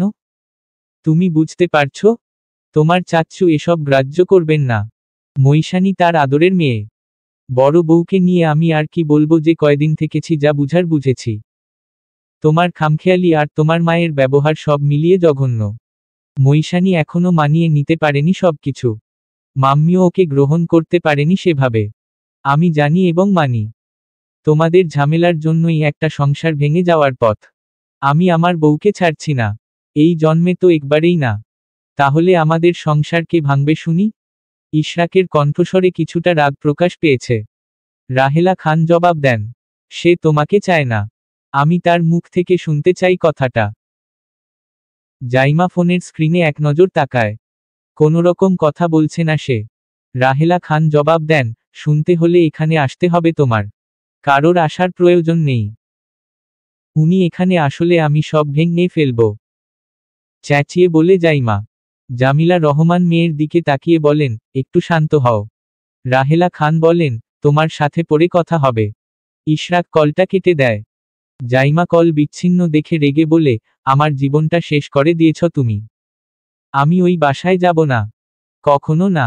গেলে আমার মরা লাশ যাবে, আমি না। আমার ইশরাক চাই না। ওর বাচ্চাও চাই না আমার। সব শেষ হয়ে যাক। আমি এসব থেকে মুক্তি চাই। কথাটা বলে নিজের রুমে চলে যায় জাইমা। রাহেলা খান বার কয়েক ডাকেন। জাইমা ফিরেও তাকায় না। সাজেদ খান মুখটা গম্ভীর করে রেখে রাগী সুরে বলেন, ইশরাককে আসতে বলবেন। আমার মেয়ে কম কষ্টে এসব বলে না। কত হাসি খুশি ছিল মেয়েটা। আজ ওর এই থমকে যাওয়া, চুপসে যাওয়া কান্না আমার বুকে লাগে। আম্মা, আপনি কেন তখন সব যাচাই বাছাই না করে বিয়ে দিয়েছেন? ইশরাক ভালো ছেলে সাজেদ। ভাই ভাই দ্বন্দ্ব সমাপ্তি দিতে চেয়েছি। আমার মেয়ের জীবন বলি দিয়ে সব ঠিক হয়ে যাবে। সম্পর্কে এরকম ঝগড়াঝাটি বাছবিচার স্বাভাবিক। ইশরাক আসুক, জাইমার রাগ কমুক। দুজন কথা বললে সব ঠিক হয়ে যাবে। যে ভাই ভাইকে চিনেনি, তখন রক্তের সম্পর্কের মূল্য দেয়নি, সে ভাই আর ভাইয়ের পরিবারে গিয়ে আমার মেয়ে কেমন ভালো থাকবে আমার বুঝা হয়ে গেছে। তুমি ওর রাগকে প্রশ্রয় দিচ্ছ। সম্পর্কে এসব ঝামেলা স্বাভাবিক। ইশরাক ঠিক থাকলেই তো হয়। আর ঠিক থাকতে হবে না। আমার মেয়ে কম কষ্টে চুপ হয়ে যায়নি। ওর সারা জীবনের ভরণপোষণ নেওয়ার ক্ষমতা আমার আছে আম্মা। আমি আমার মেয়ের কষ্ট দেখতে পারবো না। ঝগড়া ঝামেলায় আরও 2 দিন অতিবাহিত হয়েছে। সন্ধ্যায় খান ভিলার সবাই নাস্তা করতে বসেছে। ইশরাককে ডাকা হলে সে রেসপন্স করেনি। রাজিয়া আহমেদের সাথে তার মেলা দূরত্ব। ইরাকে পাঠানো হয় তার পাপাকে নিয়ে আসার জন্য। ইরা হাতে হোমমেইড স্যান্ডউইচ নিয়ে ইশরাকের রুমে আসে। ইরা এসে দরজায় উকি মেরে বলে, পাপা শুনো না। ইশরাক গুরুগম্ভীর চেহারায় তাকায় ইরার দিকে। কোনোরকম প্রতিক্রিয়া না দেখিয়ে কিছুক্ষণ তাকিয়ে থাকে। ইরা দৌড়ে এসে ইশরাকের গলা জড়িয়ে ধরে। অভিযোগ করে বলে, পাপা তুমি সবাইকে ইগনোর করছো। তুমি পুচা। পাপা একটু ডিস্টার্ব, সেজন্য মা। চলো নাস্তা খাবে। ইরা হাত ধরে টানতে আরম্ভ করে। ইশরাক চুপচাপ ইরার পেছনে পেছনে নিচে আসে। রাজিয়া আহমেদ ছেলের মুখের দিকে তাকিয়ে চুপসে থাকেন কিছুক্ষণ। ইরফান ছোট ভাইয়ের মুখের দিকে তাকিয়ে বলে, মৈশানী ফিরবে কবে? এখানে আর ফিরছে না সে। সাজ্জাদ খান ছেলের মুখের দিকে তাকিয়ে থেকে বলেন, সাজেদ আমায় সবটাই বলেছে। রাজিয়া তুমি ব্যবহার ঠিক করবে। ইশরাক তুমি বুঝদার হয়েও অবুঝের মতো আচরণ করছো। আপনাকে আমি অনুমতি দেইনি আমার বন্ধুকে ইনভাইট করতে। ওর জন্যই যত ঝামেলা লেগেছে। ওই মেয়ে কোন সাহসে আমায় সবার সামনে জড়িয়ে ধরবে? এই পরিস্থিতি সৃষ্টির পেছনে শুধু এবং শুধুমাত্র দায়ী আপনি নিজে। যাকে আমি দূর দূরে করে তাড়িয়ে দিতাম তার কখনো আস্পর্ধা ছিল না আমায় জড়িয়ে ধরার। কিন্তু পরিস্থিতি এমন সৃষ্টি করেছেন যে আমি থ হয়ে গেছি। আর রইল বাকি মাম্মার ব্যবহার। আমি জানি না মৈশানীকে নিয়ে তার ঠিক কি সমস্যা। বিয়ে করেছি আমি, সংসার সাজিয়েছি আমি। সে যেমনই হোক আমার চলছে চলবে। তাহলে মাম্মা কেন তাকে আনা আপুর মতো করে স্নেহ করতে পারে না? কেন তার সাথে দুমুখ আচরণ করে? আর আমি পরিস্থিতি শিকার। পরিস্থিতি এমন এমন তৈরি হয় যে আমি কোনটা রেখে কোন সামলাব বুঝে উঠতে পারি না। আমার সংসার ভাঙার পথে। মৈশানী জানিয়েছে সে বিচ্ছেদ নিতে চাচ্ছে। আমার বউ প্রেগন্যান্ট। আমার সংসার ভাঙার পেছনে দায়ী শুধুমাত্র আপনারা।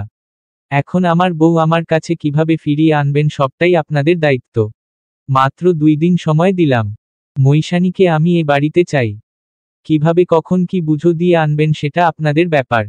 আমার বউ আগের মতো চাই আমি। যদি ফিরিয়ে আনতে অসন্তোষ প্রকাশ করেন তাহলে বলবো stay out of my personal life. অসম্ভব। ওর কাছে আমরা আকুতি মিনতি করতে পারবো না। ওর কেমন জ্ঞান হলে সামান্য ব্যাপার নিয়ে সংসার ভাঙার কথা মুখে আনে। ওয়েস্টার্ন কালচারে এসব কিছুই না। রাজিয়া আহমেদের কথায় সাজ্জাদ খান ধমকে বলেন, তোমার অহমিকা ত্যাগ করো রাজিয়া। মেয়েটা যদি গোছানো ধাঁচের স্ট্রং পার্সোনালিটির হতো তাহলে মানা যেত। ব্যবহার একবারে পাগলের মতো। ফাইন। আর এক শব্দও উচ্চারণ করবেন না আমার বউকে নিয়ে। তাকে এই বাসায় আনছি না আমি। আমিও থাকছি না আপনাদের মতো দাম্ভিকতায় ঘেরা মানুষদের অট্টালিকায়। রাগ করলে সব সমাধান হবে না মর্ম। তুমি মাথা ঠান্ডা রাখো। মাম্মা তো একটু রাগী মানুষ। মৈশানীও কম বুঝদার, সেজন্য হয়তো মাম্মা তাকে পছন্দ করে না।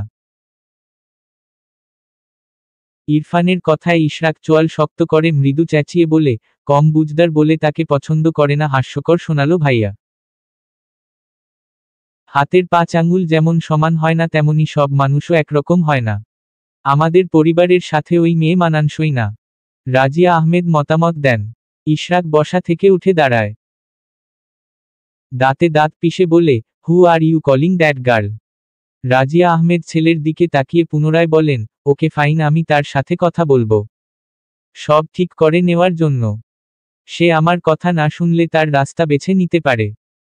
মাম্মা তোমার মুখে এরকম বাচ্চামো কথা আদৌ শোভা পাচ্ছে কি? মৈশানীকে নিয়ে এক্সাক্ট সমস্যা কি পরিষ্কার বলো সবার সামনে। ইরফানের কথায় রাজিয়া আহমেদ চোখমুখ শক্ত করে জবাব দেন, তার বাবার দম্ভ বেশি আগে থেকে। জাইমা আহামরি সুন্দর না। কাজকর্ম কোনটাতে পারদর্শী না। ব্যবহারও ঠিকঠাক জানে না। আমাদের ফ্যামিলির সাথেও একদমই যায় না। Ishraq deserve better. তাহলে বিয়ের সময় কেন সেটা বলা হয়নি? ইশরাকের পছন্দ ছিল পুরনো সম্পর্কে নিয়ে তালগোল পাকানো। আমার কি বলার ছিল? আমার ছেলের জন্য আমি নিজে মেয়ে পছন্দ করতে চেয়েছিলাম, কিন্তু সবটাই উল্টে দিয়েছে ওই মেয়ে। আমি হয়তো কখনো বা কোনোদিন তার সাথে স্বাভাবিক আচরণে ফিরতে পারবো না। তোমরা সেটাকে পুরনো ক্ষোভ কিংবা আমার দাম্ভিকতা বললে আমার আপত্তি নেই। মৈশানী ছাড়া অন্য কেউ যদি ইশরাকের বউ হতো তাহলে কি তুমি একই আচরণ করতে? সাজ্জাদ খান শান্ত স্বরে বলা কথাটায় রাগ স্পষ্ট প্রকাশ পায়। রাজিয়া আহমেদ অকপটে জবাব দেন, হয়তো না।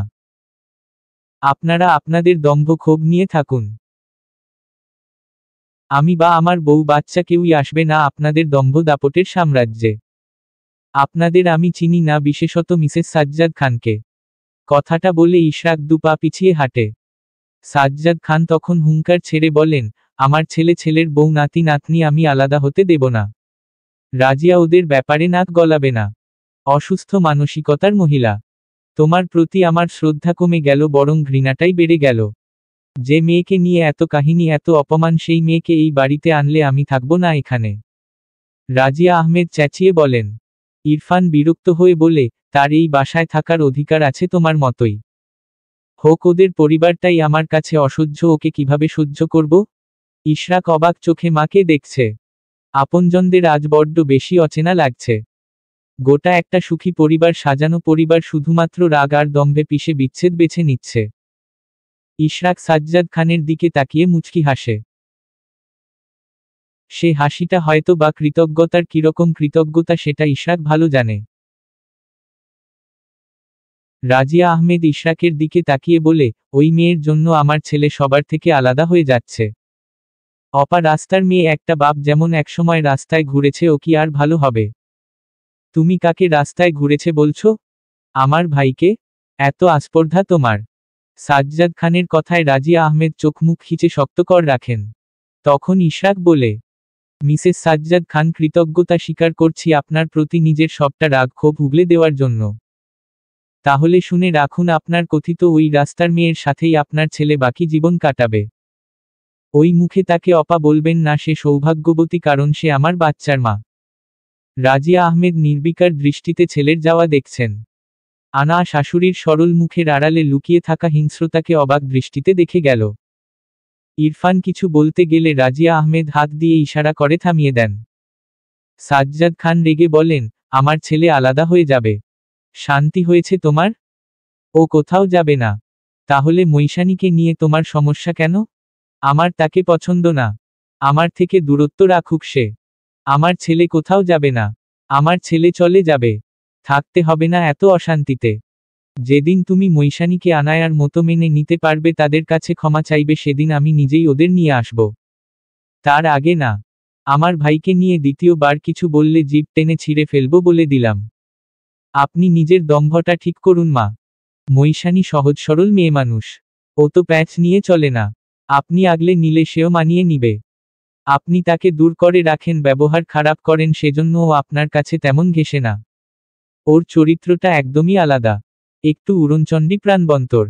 কথাটা বলে আনা চলে আসে সেখান থেকে। একে একে সবাই লিভিং রুম ত্যাগ করে নিজেদের কক্ষে চলে যায়। ইশরাক গোটা রুম অন্ধকার রেখে রুম এবং ব্যালকনির দরজার মাঝামাঝি মেঝেতে দপ করে বসে যায়। ব্যথাতুর হৃদয় নিয়ে শান্ত আকাশের নিশ্চুপ চাঁদের দিকে তাকায়।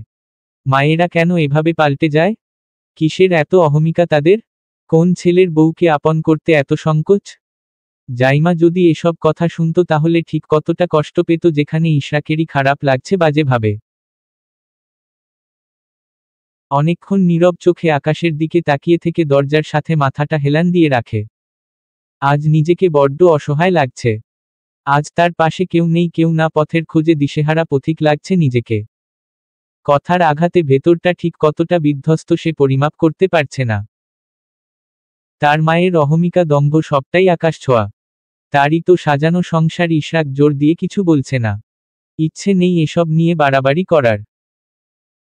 তার চেয়ে জাইমাকে নিয়ে আলাদা হয়ে যাবে, এটা ভালো। পারিবারিক ব্যাপার নিয়ে না তাদের মাঝে ঝামেলা হবে, আর না জাইমা দূরে সরে থাকবে। ফোন হাতে নিজের কাছে একনজনকে কিছু টেক্সট করে রাখে ইশরাক। কল দেয় সাজেদ খানের নাম্বারে। সাথে সাথে কল রিসিভ হলে ইশরাক সালাম জানায়।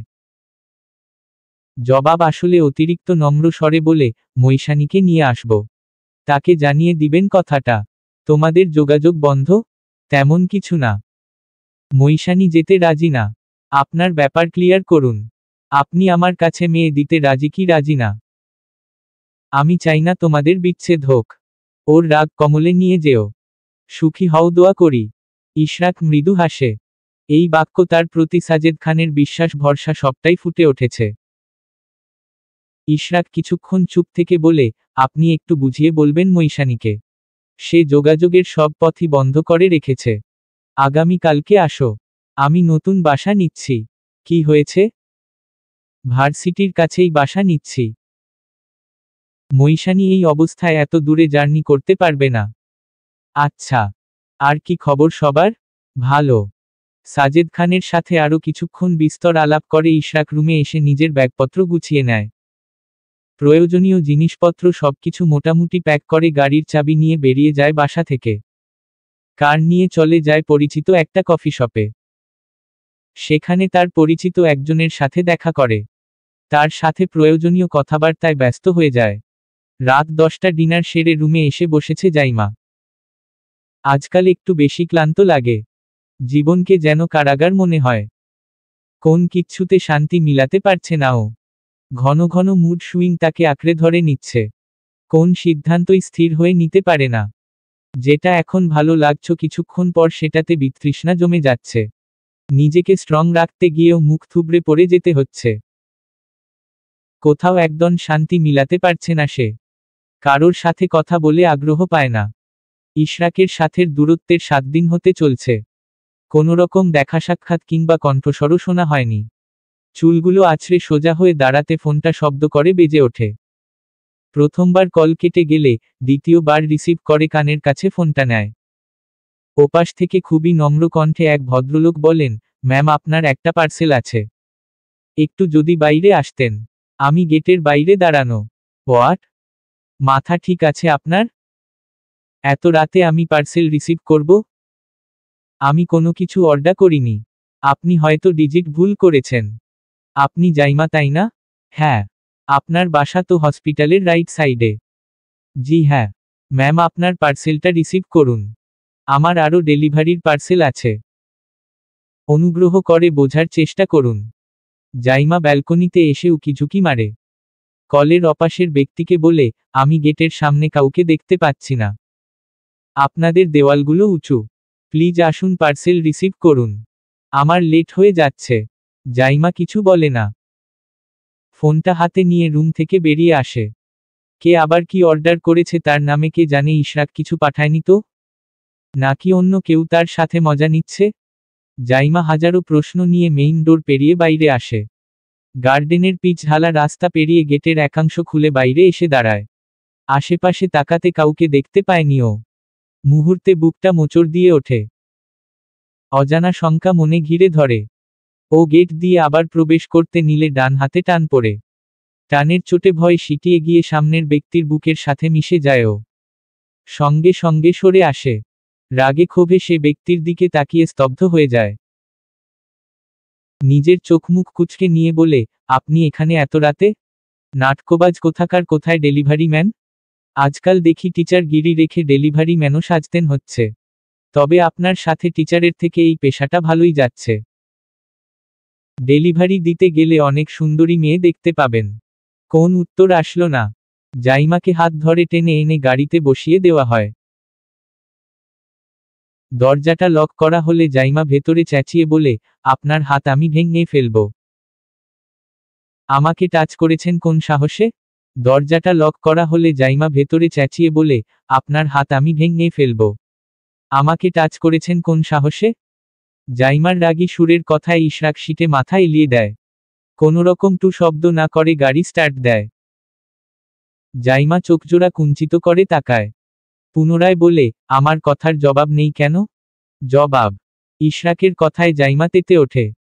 বিরক্ত হয়ে বলে, আপনি আমাকে কপি করছেন। ইশরাক কোনোরকম প্রতিক্রিয়া দেখায়নি। গাড়ি চলছে ধীরস্থির গতিতে। শুনশান নীরব একটা অট্টালিকার সামনে এনে গাড়িটা স্থির করে। জাইমার দিকে ফিরে তাকিয়ে বলে, তুমি আমাকে চাচ্ছ না এই কথাটা আমি তোমার মুখে শুনতে চাচ্ছি। বলেছি তো? সত্যি চাও না? জাইমা চুপ করে সামনে তাকায়। ইশরাক এক দৃষ্টিতে জাইমার দিকে তাকিয়ে রয়। জাইমা দৃষ্টি ফিরিয়ে বলে, আমাকে বাসায় দিয়ে আসুন। আমি উত্তর চাই।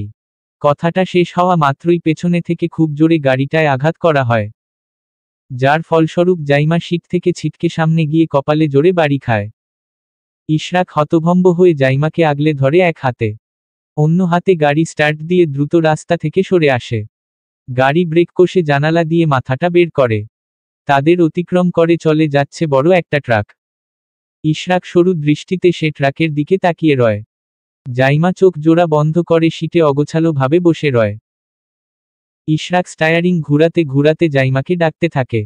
চিন্তায় মাথাটা আর খেলছে না। বা হাতে জাইমার হাত আঁকড়ে রেখে ডান হাতে স্টিয়ারিং কন্ট্রোল করছে। এই জায়গাটা তাদের জন্য মোটেও সুরক্ষিত না। ফোন হাতে কাউকে মেসেজ দিয়ে রাখে। জাইমার কপাল বেয়ে রক্ত ঝরছে। ইশরাক টিস্যু এগিয়ে দিলে জাইমা চোখ মুখ খিচে বসে থাকে। প্রচণ্ড জোরে বাড়িটা খেয়েছে ও। ইশরাক সেদিকে তাকিয়ে আফসোসের সাগরে নিমজ্জিত হয়ে পড়ে। কেন তখন সিট বেল্টটা বেঁধে বসালো না? জাইমা টিস্যু নিয়ে কপালের রক্ত মুছতে থাকে। প্রচণ্ড মাথা ব্যথায় চোখ দুটো বন্ধ হয়ে আসে। সিটে সুন্দর করে বসে মাথায় হাত দিয়ে রাখে। ইশরাক সামনের দিকে তাকিয়ে বলে, আমার সাথে ঝগড়া না করে সিট বেল্ট লাগিয়ে বসলে এমন হতো না।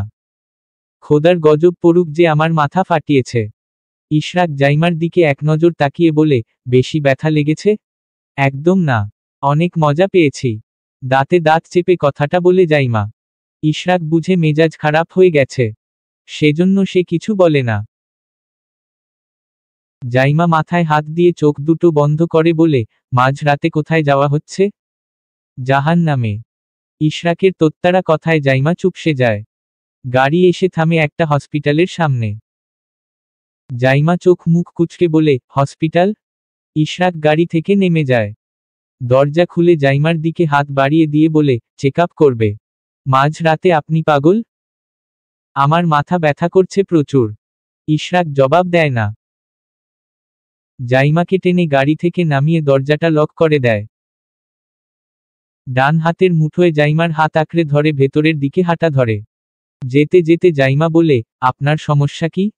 বেশি কথা বলো না, এখনো কপাল বেয়ে রক্ত ঝরছে।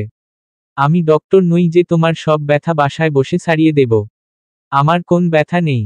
আচ্ছা, একটু আগে কে যেন বলল তার মাথা ব্যথা করছে। আমি বলেছি? এক মুখে কত রকম কথা বলো তুমি।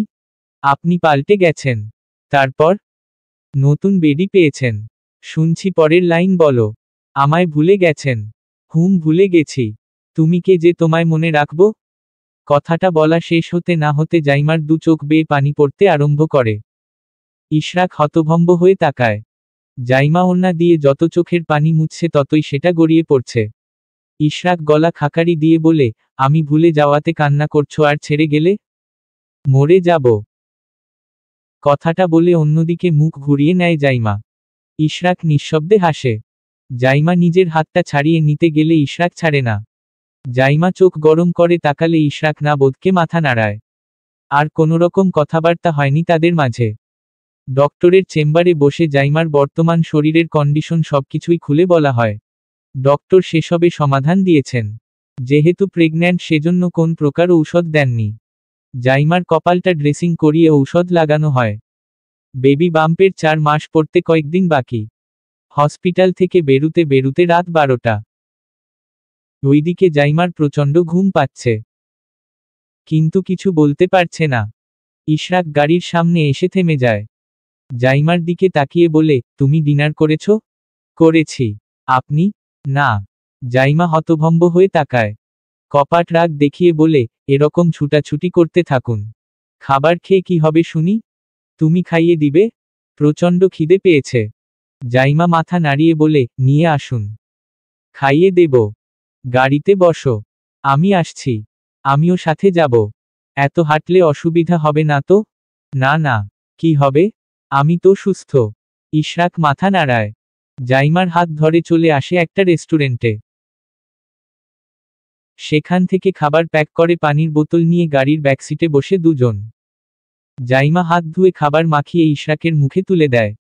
খাবার খাইয়ে দিতে দিতে জিজ্ঞেস করে, বাসা থেকে খাবার খেয়ে বেরুননি কেন? এমনি। এত প্যারা নিতে কে বলেছে? তোমাকে হারাতে চাই না সেজন্য। জাইমা কোন জবাব দেয়নি। খাওয়া শেষ হতে ইশরাক পুনরায় বলে, আজকের রাতটা বোধ হয় গাড়িতে কাটাতে হবে। কেন?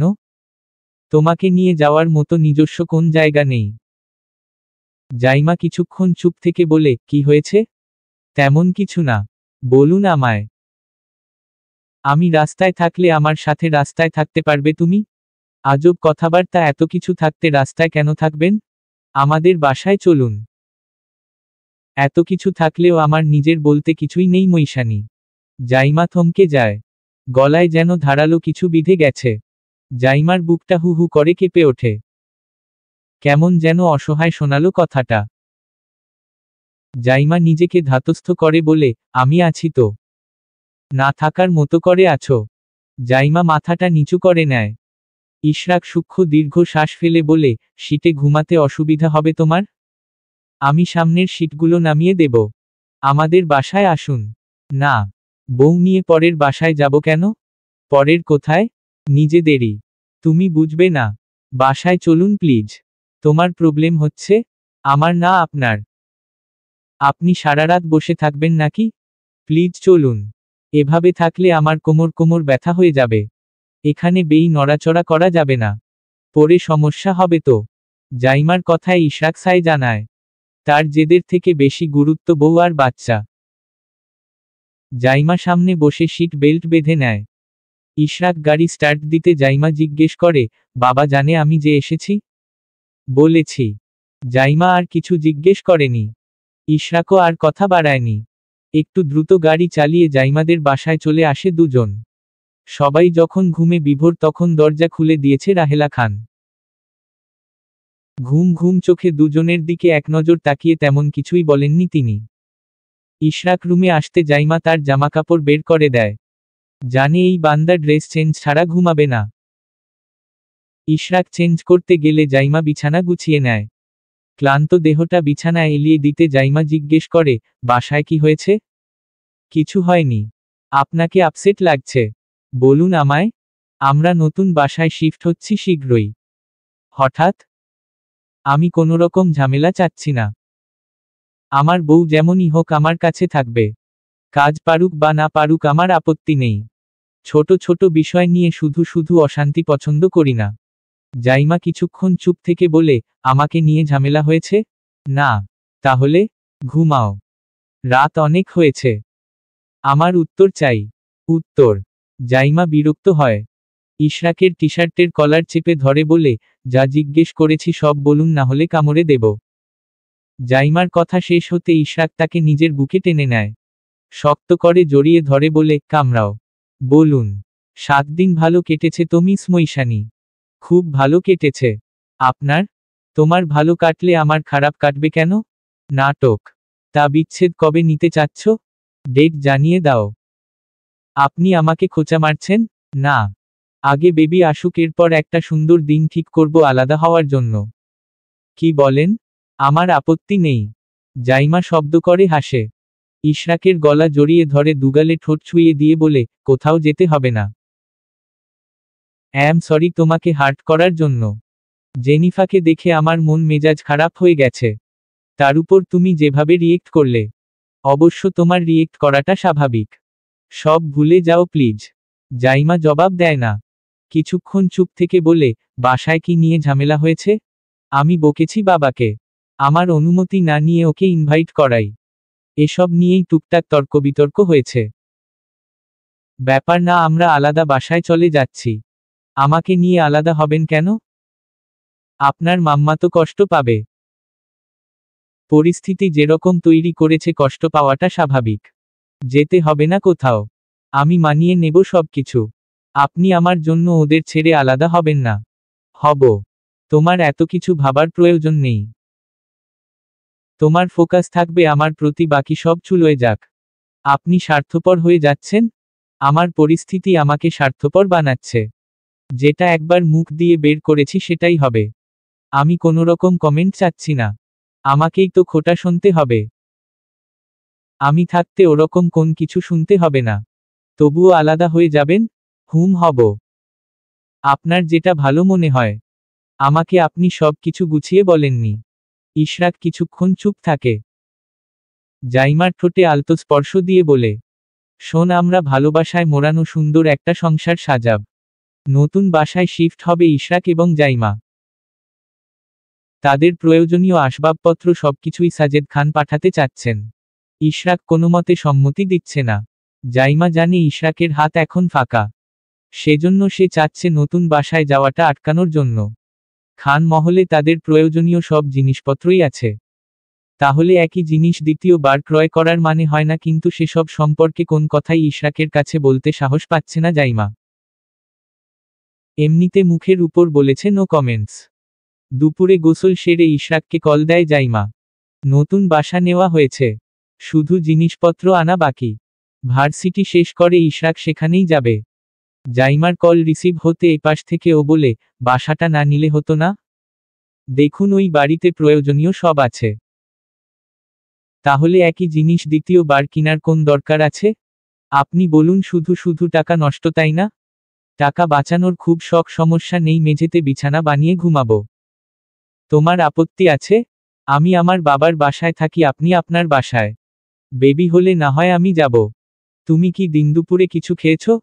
ইশরাকের কথায় জাইমা হতভম্ব হয়ে থতমত স্বরে জবাব দেয়, মানে? নেশা টেশা করেছ নাকি? আবোলতাবোল বলছো যে। আবোলতাবোল কই? আমি খারাপ কি বললাম? টাকা কি গাছের পাতা নাকি যে মাস শেষে চলে আসে? আপনি বলুন আপনার কত কষ্ট করতে হয়। সামনে বাচ্চা আসলে খরচ বাড়বে। আমার পেছনেই তো কত টাকা যাচ্ছে। মিস মৈশানী অনেক কিছু বুঝতে শিখেছে। আপনি মজা নিচ্ছেন? মোটেও না। কথা তো সেরকম লাগছে। বাজে বকো না তো, দুপুরে খেয়েছ? আপনার অপেক্ষায়। লেট হবে। হোক। হোক মানে? মাইর চিনো? এক্ষুনি খাবার খাবে। আমি ফিরতে সন্ধ্যাও হতে পারে। আচ্ছা বুঝলাম। জাইমার কলের মাঝে রাজিয়া আহমেদের কল আসে। ইশরাক জাইমার কল কেটে সেটা রিসিভ করে সালাম দেয়। রাজিয়া আহমেদ আবেগঘন কণ্ঠে বলেন, তুমি সত্যি বাসা নিচ্ছ? নিয়েছি। আমি ভুল কি বলেছি? তুমি বাসা ছেড়ে যাচ্ছ না কোথাও? তো এই কদিনের এই কথা কোথায় ছিল? আপনি ভুল কিছু বলেননি। মায়েরা কখনো ভুল বলতে পারে নাকি? মর্ম শুনুন, খানমহল আমার দাদার বানানো। মৈশানী আমার বউ হওয়ার আগে এই পরিবারের মেয়ে। মহলে বাবার মতো চাচ্চুরও ভাগ আছে, এমনকি মৈশানীর। আপনি তো খুব জ্ঞানী, তাহলে এতটুকু মনে ছিল না? রাজিয়া আহমেদ চুপ থেকে বলেন, তুমি আমার ছেলে তো। সন্দেহ থাকলে কিছু করার নেই আমার। ওই মেয়ের জন্য এত কিছু। ওই মেয়ে দ্বিতীয়বার যাতে এই সম্বোধন না শুনি। আপনার প্রয়োজন নেই আমার বউ বাচ্চা নিয়ে কমেন্ট করার। আমি খুশি হব আমার ব্যক্তিগত ব্যাপার নিয়ে মাথা না ঘামালে। রাজিয়া আহমেদ আর কোন জবাব দিলেন না। আলগোছে কলটা কেটে দিয়েছেন। ইশরাক ফোনটা প্যান্টের পকেটে রেখে সেকেন্ড ফ্লোরে আসে। পেছনে আরও দুজন লোক আছে। এক নজর তাকিয়ে ফার্নিচারগুলো দেখে নেয়। খুব সাদামাটা ভাবেই ছোট্ট সংসার সাজানো হচ্ছে।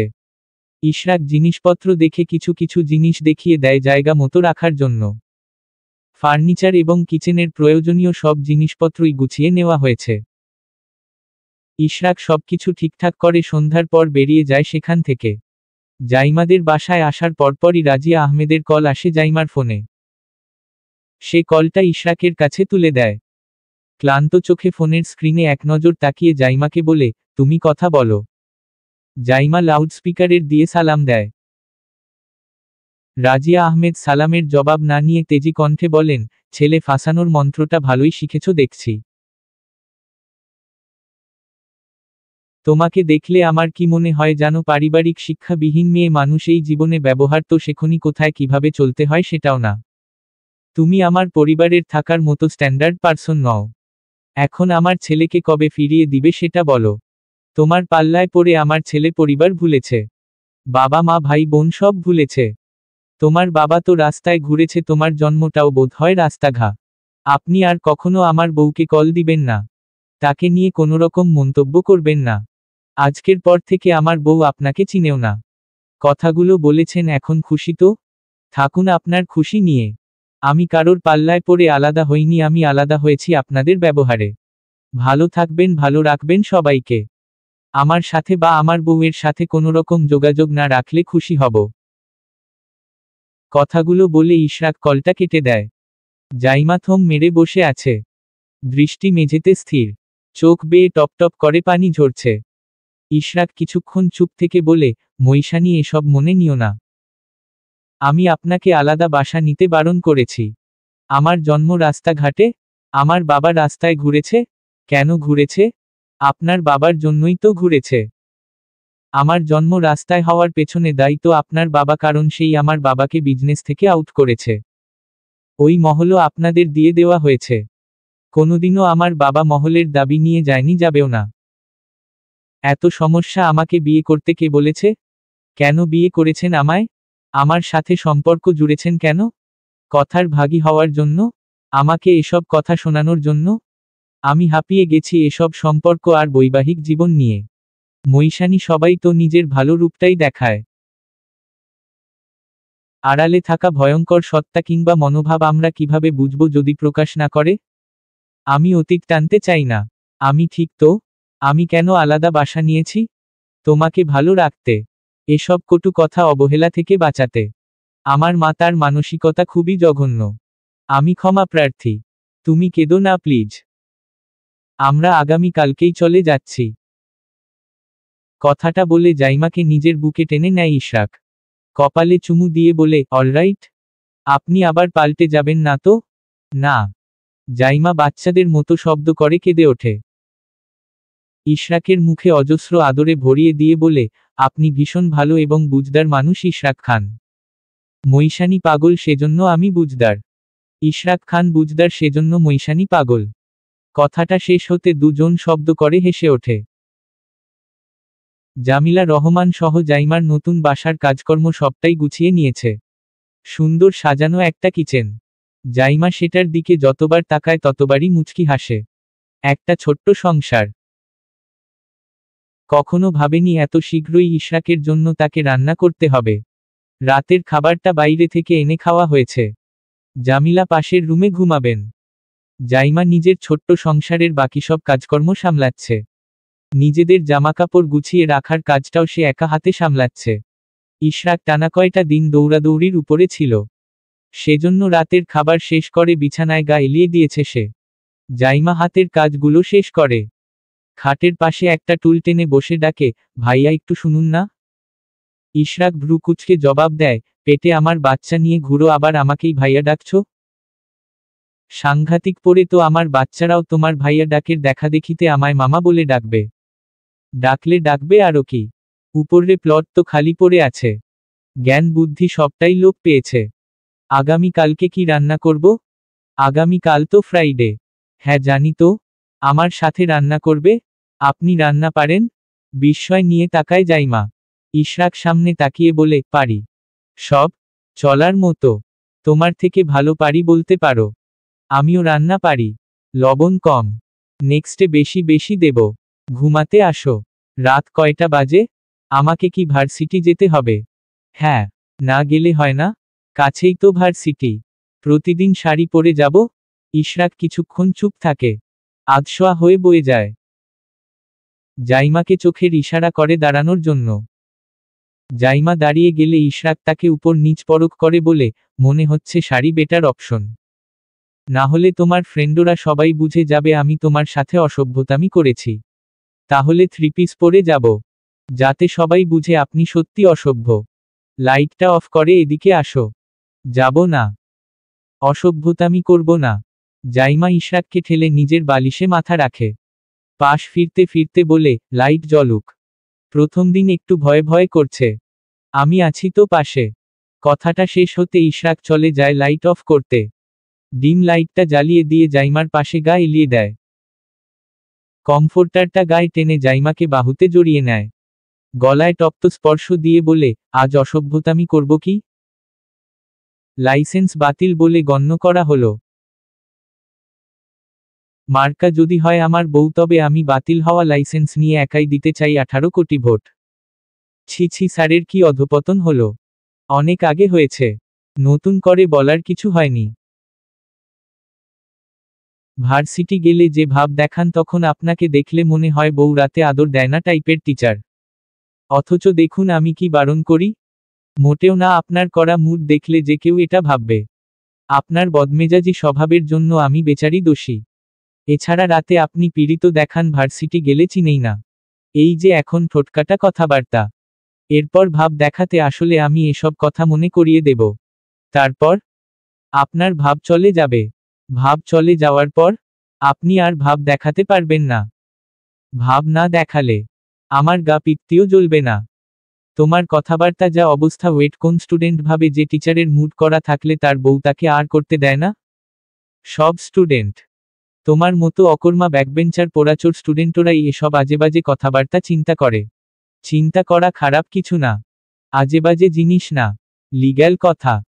এখানে তুমি আমার ওয়াইফ, সেজন্য তোমায় আদর করি, নাচি, না হলে অসভ্যতামি করি ব্যক্তিগত। ভার্সিটিতে তুমি আমার স্টুডেন্ট। বাকিদের মতোই। ওয়েট, ভার্সিটিতে আমি স্টুডেন্ট হলে আমাকে প্রেজেন্টেশনের নাম করে নিজের সামনে বসিয়ে রেখে চোখ দিয়ে ইপটিজিং করেন কেন? আমার ইচ্ছে। এহহ বললেই হবে তো। আমার মার্ক কি আপনি দিবেন? ফাহিম স্যার খারাপ না। ব্যবহার খুব ভালো। অন্তত আপনার ব্যবহারের থেকে ভালো। দেখা হলে খোঁজ খবর জিজ্ঞেস করে। তো যাও না ফাহিম স্যারের কাছে। যাব। আচ্ছা যাও। ইশরাক হাতের বাঁধন আলগা করতে নিলে জাইমা মুখ বাঁকিয়ে বলে, অল্পতে এত জলে গেল? এবার আমার কথা ভাবুন। জলার কি আছে, আজব তো। ইশরাকের কথায় জাইমা তাকে রাগাতে বলে, আগামী রবিবার শাড়ি পরে ভার্সিটি যাব। ফাহিম স্যারের সাথে কতদিন দেখা হয় না। লোকটা নিশ্চয়ই প্রশংসা করবে। হ্যাঁ তো এখনই যাও না? শাড়ি পরে ফাহিম স্যারকে দেখিয়ে আসো। রবিবারই যাচ্ছি। তোমার ভার্সিটি যেতে হবে না। এত পোড়া পোড়া গন্ধ পাচ্ছি। অল্প একটু দূরে সরুন তো। ইশরাক চোয়াল শক্ত করে সোজা হয়ে বসে যায়। জাইমা মজা নিয়ে বলে, ওমা এতখানি দূরে সরে গেছেন? তুমি ফাহিমের সাথে কথা বলতে যাবে না? আপনিও টিচার সেও টিচার। সমান সমান। আচ্ছা শুনুন, যে টিচার বেশি প্রায়োরিটি দেয় সে টিচারদের প্রতি আলাদা শ্রদ্ধা সম্মান থাকে। তো ফাহিম স্যার। এক্সকিউজ মি, তুমি ভার্সিটি গিয়ে আমার থেকে এটেনশন চাচ্ছ? আস্তাগফিরুল্লাহ, আপনাকে তো আমি ভালো মতন চিনি না। মৈশানি, তোমার মনে হয় না তুমি বেশি কথা বলছো? জলে? মোটেও না। তাহলে তো ভালো। Good night. জাইমা শুয়ে পড়তে ইশরাক তাকে টেনে তুলে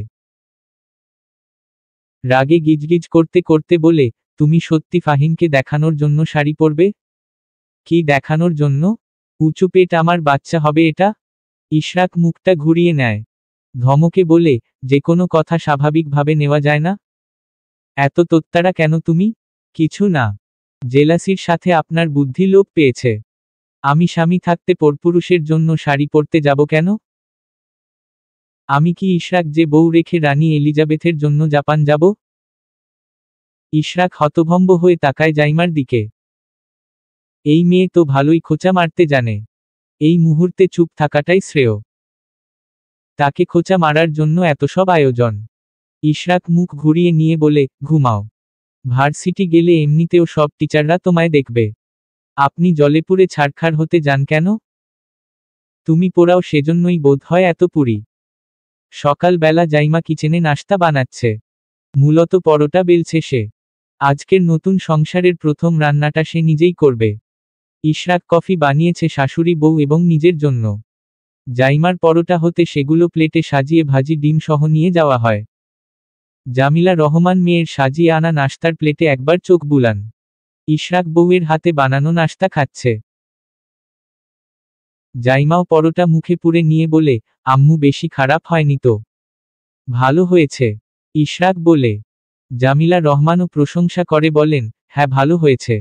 জাইমা ভীষণ খুশি হয়। ইশরাক খাওয়া শেষ করে জাইমা সহ কিচেনে চলে যায়। জাইমা ইউটিউবে চিকেন রান্নার রেসিপি চালালে ইশরাক ফোনটা বন্ধ করে পকেটে ঢুকিয়ে নেয়। জাইমা মাংস ভাজতে ভয় পাচ্ছে সেজন্য ইশরাক তাকে সরিয়ে মাংস ভেজে নেয়। জাইমাকে দাঁড় করিয়ে বলে, তেল মশলা দিয়ে রান্না শুরু করো। বাকিগুলো আমি দেখিয়ে দেব। জাইমা মাথা নাড়ায়। ইশরাকের নির্দেশ মতো তেল মশলা দিয়ে রান্না শুরু করে। রান্নার ঝাল লবণটা ইশরাক চেখে দেখে। রান্না অর্ধার্ধিতে আসতে ইশরাক তাকে রুমে পাঠিয়ে দেয় গোসল করার জন্য। জাইমা রান্না রেখে রুমে এসে স্থির হয়ে বসে।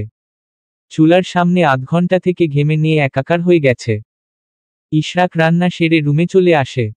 জাইমা আজকে নীল শাড়ি পরেছে। ভেজা চুল থেকে টপটপ করে পানি ঝরছে অবিরত। ইশরাক বসা অবস্থায় ঘাড় হেলান দিয়ে জাইমার দিকে তাকায়।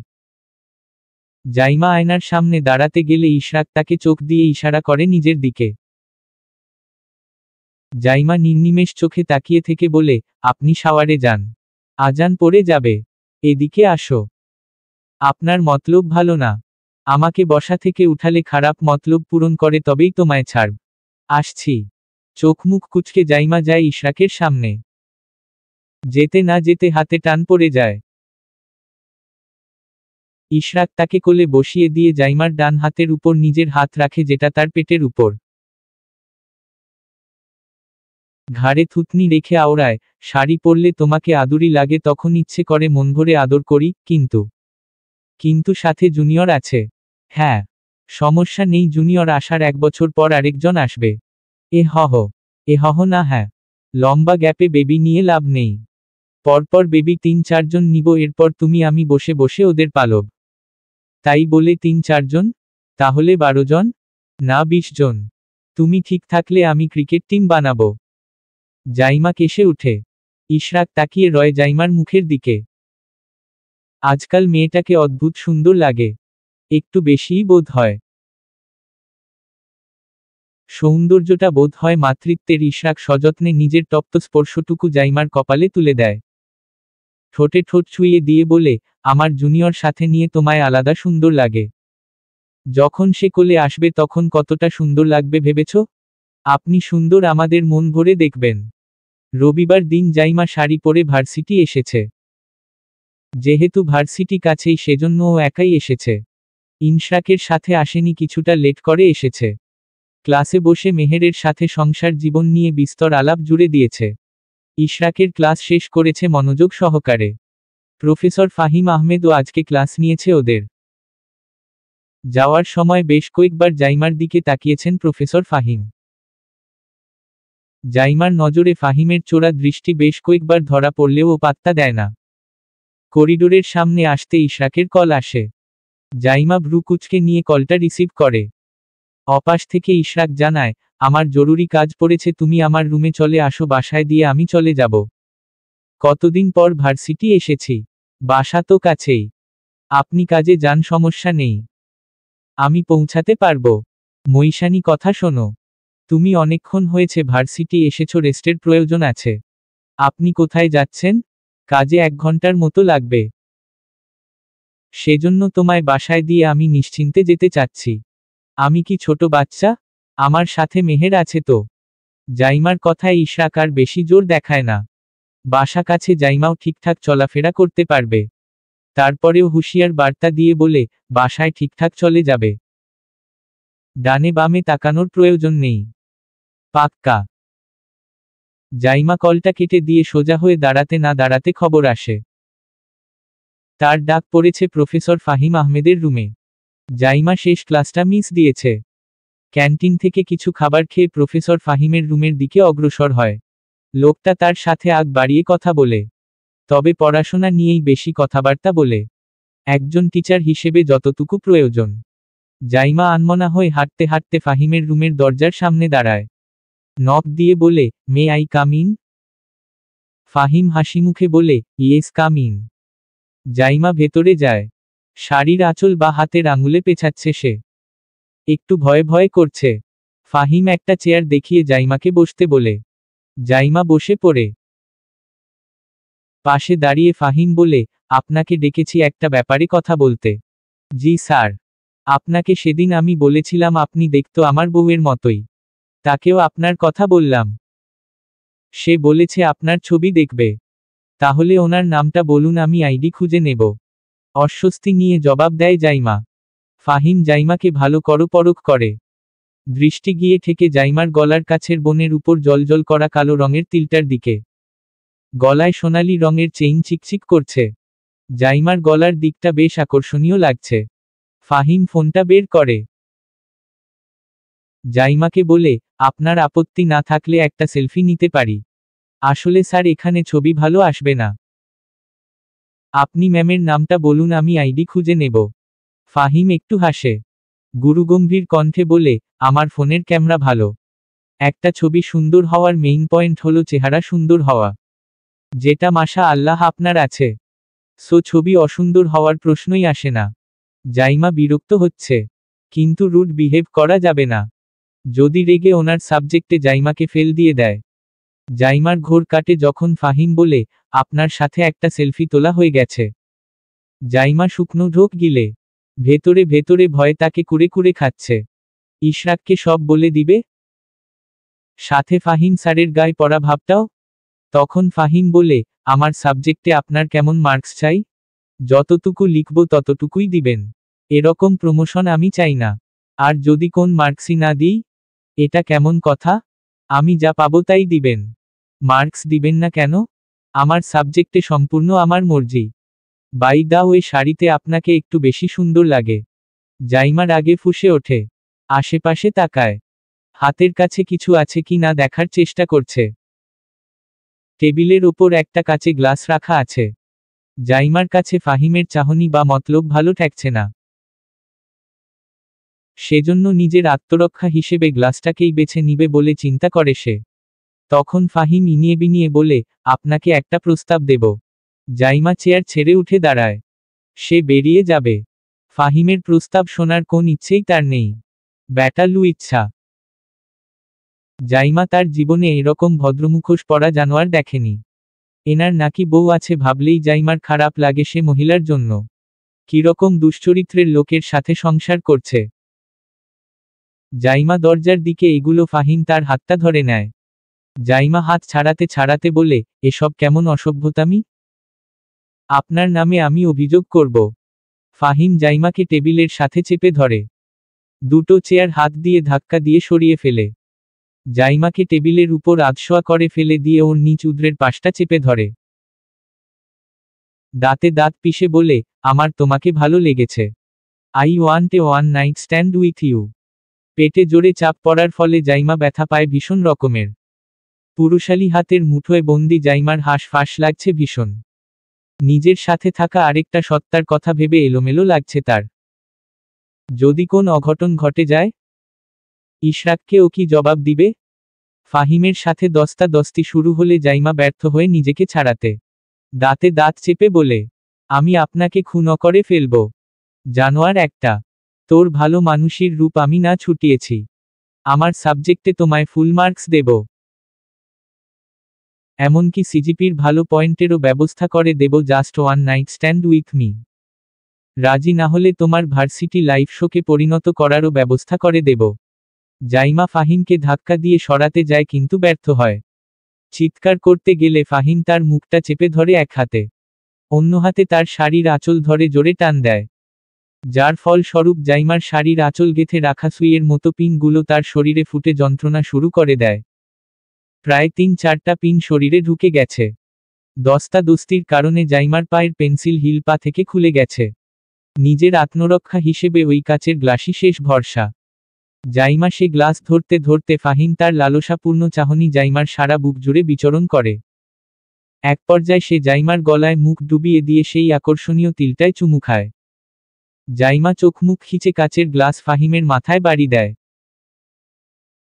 মুহূর্তে জাইমার কোমর থেকে হাত এবং গলা থেকে মুখ সরিয়ে কিছুটা ছিটকে যায় ফাহিম। জাইমা নিজের শাড়ির আঁচল ধরে রেখে উঠে দাঁড়ায়। গ্লাসটা ফাহিমের মাথায় বাড়ি খাওয়ার ফলে ফাটল ধরলেও ফ্লোরে পড়ে ভেঙে কয়েক টুকরা হয়ে গেছে। জাইমা না দেখে সে কাচের টুকরোতে দুপা রাখতে পা কেটে রক্তাক্ত হয়ে যায়। ঘাড়ের পিন ঢুকে যাওয়ার যন্ত্রণার থেকে বেশি নিজের দেহে পরপুরুষ ছোঁয়া লেগেছে, সে যন্ত্রণা মস্তিষ্ক জুড়ে কিলবিল করছে। জাইমার দুচোখ বেয়ে পানির ঢল নেমেছে। এই মুহূর্তে এখান থেকে পালানো প্রয়োজন। রক্তাক্ত পা ব্যথায় বিষিয়ে আছে যে সামনে এগোনোর শক্তিটুকু নেই। তড়িঘড়ি নিজের জুতো জোড়া কুড়িয়ে নিতে নিতে জাইমার মাথায় আসে ইশরাকের রুমে যেতে হবে। ইশরাকের আজকে কাজ আছে, সেটা শেষ করে সে বাসায় চলে যাবে। এখন তাকে পাবে কিনা সন্দেহ। ফাহিম মাথার ব্যথায় দুচোখে ঝাপসা দেখছে। শুধু এতটুকু দেখছে জাইমা পালিয়ে যাচ্ছে। জাইমা রুম থেকে বেরিয়ে স্বস্তির নিঃশ্বাস ছাড়ে। এখানে ভয় নেই, তবে দুচোখের পানি বাদ মানছে না। জুতো জোড়া পায়ে গলিয়ে নেয় সে। ইশরাক চলে গেছে, হয়তো জাইমা এখন কার সাহায্য নিবে? ভাবতেই চোখ দুটো আরো ঝাপসা হয়ে আসে। লিফটের সামনে দাঁড়িয়ে শাড়ির আঁচল দিয়ে গা ঢেকে নেয় ভালোভাবে। হাতে থাকা ব্যাগটা নিয়ে দ্রুত লিফটে প্রবেশ করে।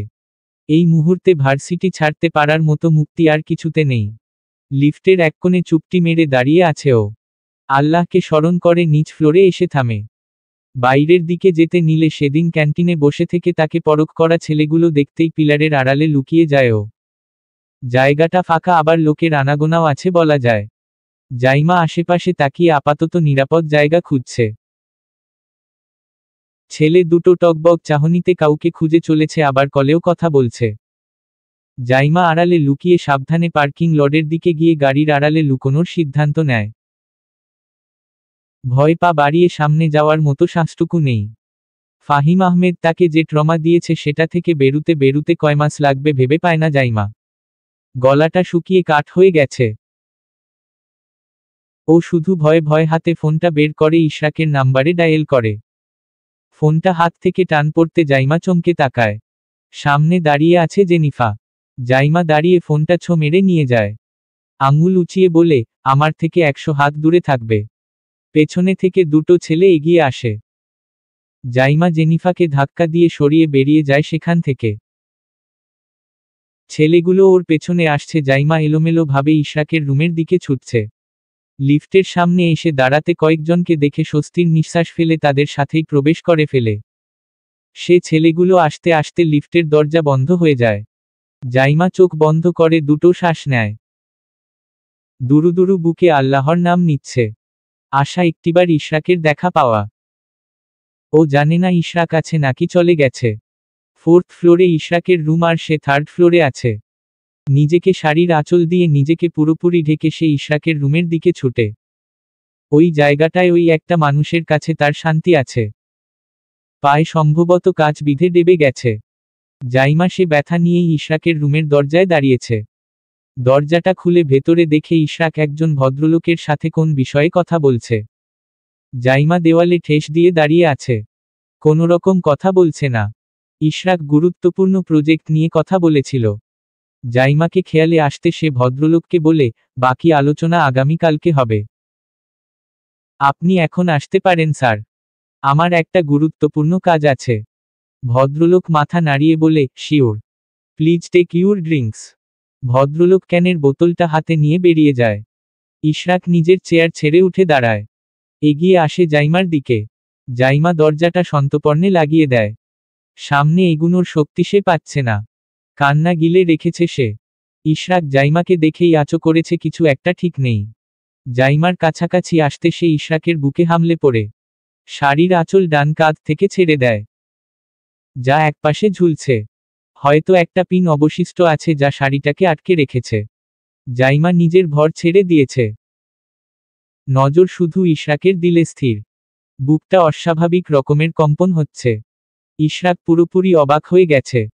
জাইমা ফুপিয়ে কান্না করছে তার বুকে। ইশরাক ব্যস্ত কণ্ঠে জিজ্ঞেস করে, কি হয়েছে মৈশানী? তুমি কাঁদছো কেন? জাইমা জবাব দেয় না। বরং ইশরাককে আরো শক্ত করে জড়িয়ে ধরে বলে, আমাকে ছেড়ে যাবেন না প্লিজ। ইশরাক জবাব দেয় না। জাইমাকে নিজের সাথে আগলে নেয়। একটা চেয়ার টেনে বসে পড়ে। নিজের কোলে জাইমাকে বসিয়ে দিয়ে বলে, লুক অ্যাট মি মৈশানী। জাইমা তাকায়। ইশরাক প্রশ্নবোধক চাহনি জাইমার ভেতরটা এলোমেলো করে দিচ্ছে। সে জুতো জোড়া পা থেকে খুলে কিছুটা সামনে রাখে। ইশরাক তাকায় সে জুতার দিকে। রক্তে লাল হয়ে আছে। জাইমা নিজের বা কাঁধের শাড়ির আঁচলের দিকে দেখিয়ে বলে, এখানে পিক ঢুকে গেছে। ইশরাক কিছু বলে না। জাইমার কাঁধ চেক দেয়। দুটো পিন শরীরে ডেবে গেছে। ইশরাক যত্ন সহকারে সে পিন বের করে আনার জন্য টান দিলে জাইমা ব্যথায় কুঁকড়ে যায়। ইশরাকের শার্টের কলার চেপে ধরে। কাঁধ থেকে একটা পিন বের করে আরেকটায় হাত লাগাতে যাবে জাইমা তাকে থামিয়ে দিয়ে বলে, কাঁধে ব্যথা পাচ্ছি আমি। একটু ওয়েট করো। বের করে নিলে ব্যথা কমে যাবে। জাইমা চোখ মুখ খিচে ইশরাকের কলার চেপে ধরে রেখেছে। ইশরাক চেষ্টা করছে জাইমা যাতে ব্যথা না পায় সেভাবে পিনটা বের করার জন্য। দ্বিতীয়টা বের করা হতে কাঁধ থেকে রক্ত বেরুতে থাকে। জাইমা পাটা কিছুটা উঁচু করে দেখার চেষ্টা করে কয়টা কাচ বিঁধেছে। কিন্তু রক্তে পায়ের তালু লাল হয়ে আছে সেজন্য দেখা যাচ্ছে না। ইশরাক জাইমাকে আরেকটা চেয়ার টেনে বসিয়ে দেয়। নিজে মেঝেতে বসে জাইমার পা হাতে নেয়। দুই পায়ে রক্ত লেগে আছে। সেজন্য ইশরাক পানির বোতল এনে ময়লা ফেলার ঝুড়িটার উপর জাইমার পা রেখে পানি দিয়ে ধুয়ে দেয়। ধোয়া শেষ হলে দেখে ডান পায়ে দুটো কাচ বিঁধেছে বা পায়ে 3টা। ইশরাক জাইমার দিকে তাকিয়ে বলে, একটাও মিথ্যে বলবে না। নিজের এই হাল কি করে করেছ? জাইমা ফুপিয়ে কেঁদে ওঠে। ইশরাক চেয়ারে বসলে জাইমা তার কোলে বসে বুকের উপর ঝুঁকে যায়। গলা জড়িয়ে ধরে বলে, ওই প্রফেসর আমাকে ডেকেছিল। এই পেশা একদম বাজে। জাইমার কথায় ইশরাকের টনক নড়ে। শান্ত চাহনির মুখটা নিমিষে কঠোর হয়ে আসে। ভার্সিটির অন্যায় এবং পলিটিক্স সবকিছুই তার জানা। জাইমার কাঁধে এলোমেলো হয়ে থাকা চুলগুলো ইশরাক একপাশে সরিয়ে দেয়। লাল হয়ে থাকা কাঁধটা নরম হাত বুলিয়ে দিয়ে বলে, এরকম কিছু না মৈশানী। তুমি আমাকে ঘটনা খুলে বলো। আপনি আমায় চড় মারবেন না তো? ছেড়ে দিবেন না তো? না। নিরুদ্বেগ নির্লিপ্ততা ভাব নিয়ে জবাব দেয় ইশরাক। জাইমা তার বুকে মুখ লুকিয়ে বলে, উনার সাথে আমার পরিচয় হয়েছে বলতে উনি তো ক্লাস নেন। একদিন করিডোরে দেখে ডেকে নাম জিজ্ঞেস করেছিলেন। তারপর বলতেন আমি নাকি দেখতে ওনার বউয়ের মতো। একজন টিচার একজন স্টুডেন্টকে যেভাবে ট্রিট করে সেভাবেই করতেন। ওনার মাঝে আমি অতিরিক্ত কোন কিছু দেখিনি বা বাজে ইঙ্গিতপূর্ণ কথা। থেমে আজকে উনি আমাকে ডেকেছেন। যেতে বললেন ওনার বউ নাকি আমায় দেখতে চায়। আমি বলেছি নাম বলতে আমি আইডি খুঁজে নেব। এরপর কথা বলার ভেতরে উনি আমার ছবি তুলে নিলেন, আমি টেরই পেলাম না। এরপর উনি জিজ্ঞেস করলেন ওনার সাবজেক্টে আমার কেমন পয়েন্ট চাই। আমি বলেছি যতটুকু পাবো ততটুকু। উনি বলেছেন আমার সিজিপিতে ভালো পয়েন্টের ব্যাপারটা দেখবেন বিনিময়ে। কেঁদে ওঠে জাইমা। ইশরাক চুপচাপ শুনছে সে কথা। জাইমা অস্বস্তি নিয়ে বলতে শুরু করে, ওয়ান নাইট স্ট্যান্ডের অফার করেছেন। আমি ওনাকে দুশ্চরিত্র জানোয়ার এসব বলেছি। চলে আসার সময় উনি আমাকে আটকে দিয়েছেন। ওনার টেবিলের সাথে চেপে ধরেছেন। উনি আমার গলায় মুখ থেমে আমার কোমরে হাত রেখেছে। পেটে অসম্ভব ব্যথা দিয়েছেন। শাড়ির আঁচলে টান দিয়েছেন খুলে ফেলার জন্য। ওনার প্রস্তাবে রাজি না হলে আমার ভার্সিটি লাইফ শোকে পরিণত করে দিবেন। হাতের কাছে থাকা গ্লাস দিয়ে ওনার মাথায় বাড়ি মেরেছিলাম। ফ্লোরে পড়ে ভেঙে যাওয়ায় আমার পায়ে গেঁথে গেছে। পুনরায় দম নিয়ে বলে, বাইরে বেরুতে দেখলাম দুটো ছেলে আমায় ফলো করছে। ভয় পার্কিং লডে যাই আপনাকে কল দেওয়ার জন্য ফোন বের করতে জেনিফা আমার থেকে ফোন কেড়ে নেয়। পরে ওর থেকে ফোন নিয়ে দেখি ছেলেগুলো আমার দিকে এগুচ্ছে, আমি জেনিফাকে ধাক্কা মেরে এখানে চলে এসেছি। মুহূর্তে ইশরাকের চাহনি কঠোরতর হয়ে উঠে। ও জাইমার দিকে এক নজর তাকায়। জাইমা তখনও ফুপিয়ে কেঁদে চলেছে। ইশরাক মুহূর্তে ওর শাড়ির আঁচল সরিয়ে ফর্সা উদ্রে নজর দেয়। ডান হাতে মৃদু উঁচু উদ্রে স্লাইড করে বলে, বেশি পেইন হচ্ছে? জাইমা উপরনিচ মাথা নাড়ায়। ইশরাক আরেকবার দৃষ্টি বুলায় উঁচু উদ্রে। পুনরায় উঠে দুগাল আলতো ভাবে হাত রেখে জাইমার দুই ঠোঁটে আলতো স্পর্শ দিয়ে বলে, তুমি আমার কাছে আসনি কেন? ভেবেছিলাম আপনি চলে গেছেন। আমার যাওয়ার কথা ছিল কিন্তু জেনিফা আসবে সেজন্য যাইনি। জাইমা অবাক দৃষ্টিতে তাকায় ইশরাকের দিকে। হাত দুটো ঝাড়ি মেরে ফেলে দিয়ে বলে, কেন যাবেন? ও কেন আসবে? রিল্যাক্স মৈশানি। আমি ওকে ভালোভাবে বুঝো দেওয়ার জন্যই যাওয়ার পরিকল্পনা করেছি। এই যে আজকে তোমার ক্ষতি করতে চেয়েছে এটার জন্য ওর যা প্রাপ্যতা বুঝিয়ে দেওয়ার জন্য হলেও আমাকে ওর মুখোমুখি হতে হবে। আর ফাহিম স্যার? আগে থেকে আমার টার্গেটে আছে সে। তোমাকে আমি কেন বারণ করতাম তার থেকে দূরে থাকতে এবার ঠিক বুঝেছ আশা করি। জাইমা জবাব দেয় না। ইশরাক জাইমার চোখমুখের দিকে এক নজর তাকিয়ে বলে, চলো তোমার পায়ের কাজগুলো বের করতে হবে। না, আপনি আমাকে ভুল বুঝেননি তো?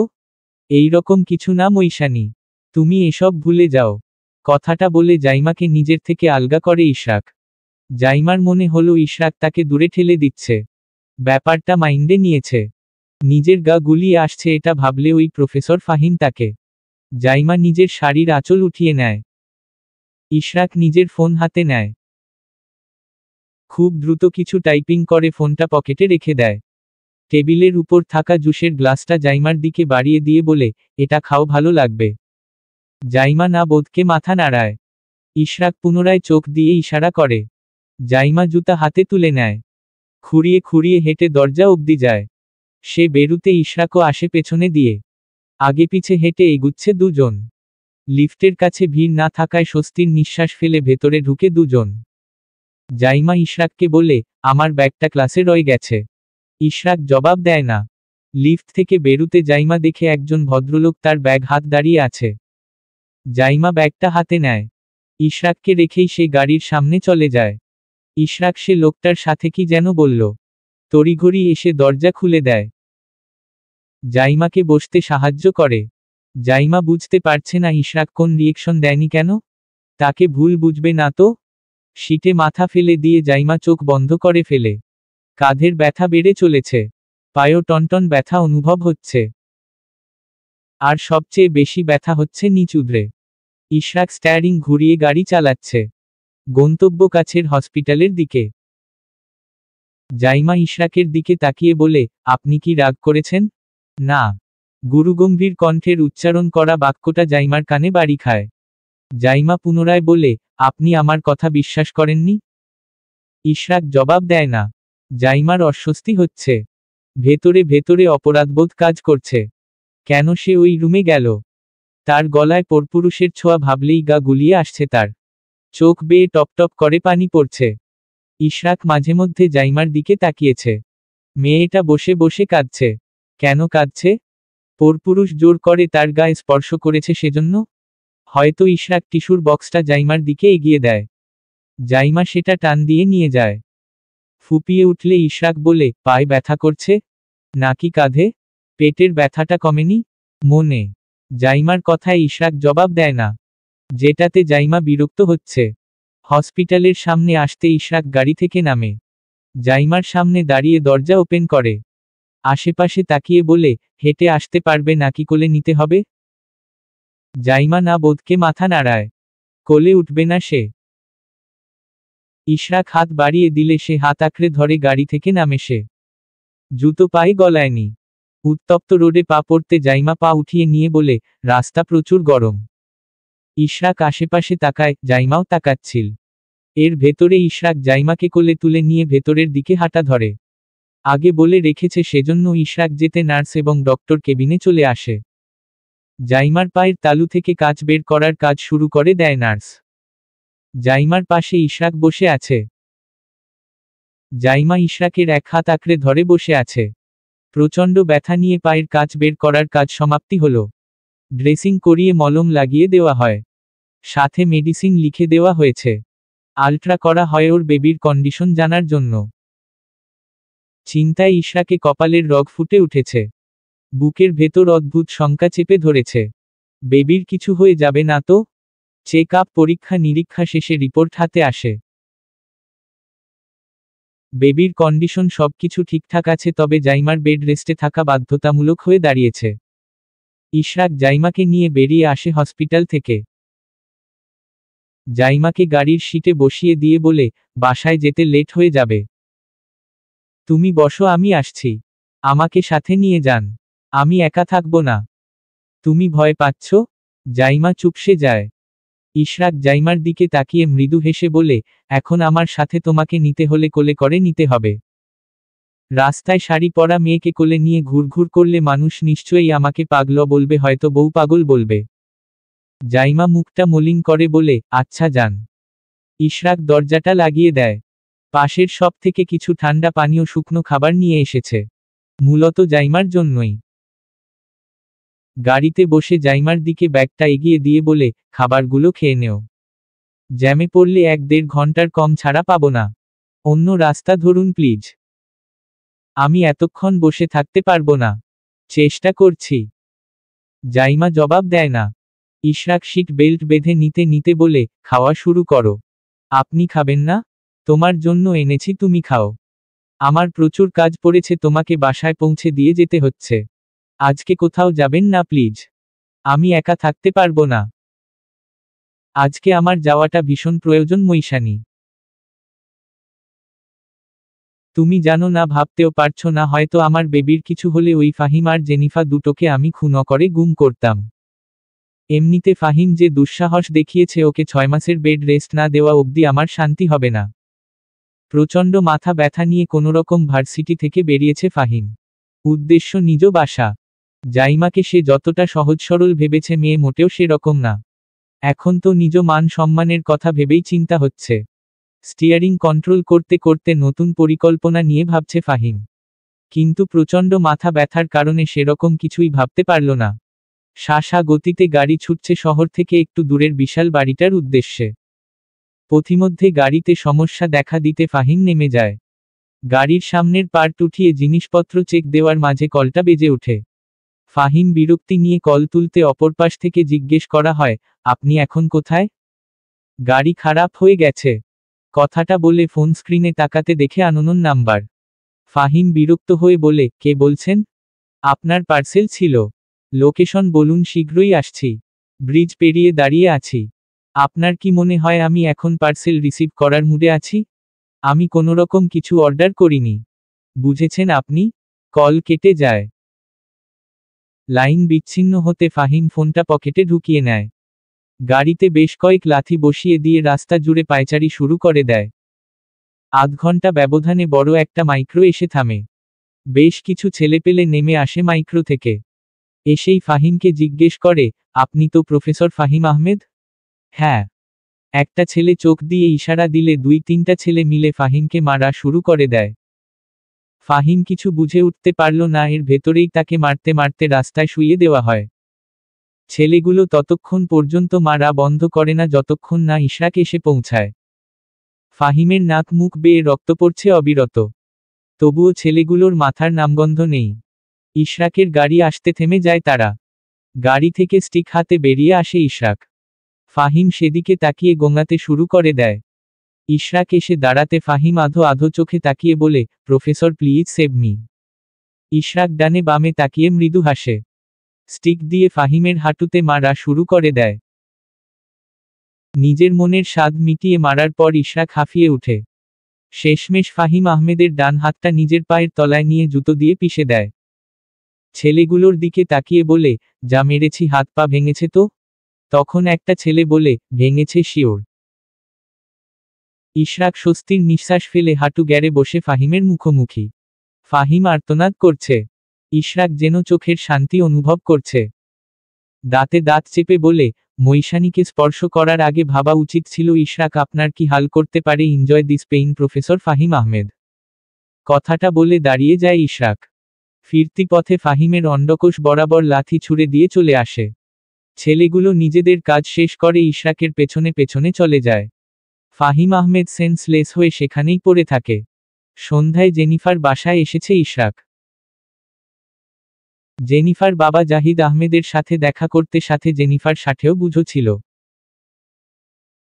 ইশরাক আসলে হেল্পিং হ্যান্ড, তাকে সন্ধ্যার নাস্তা পরিবেশন করে।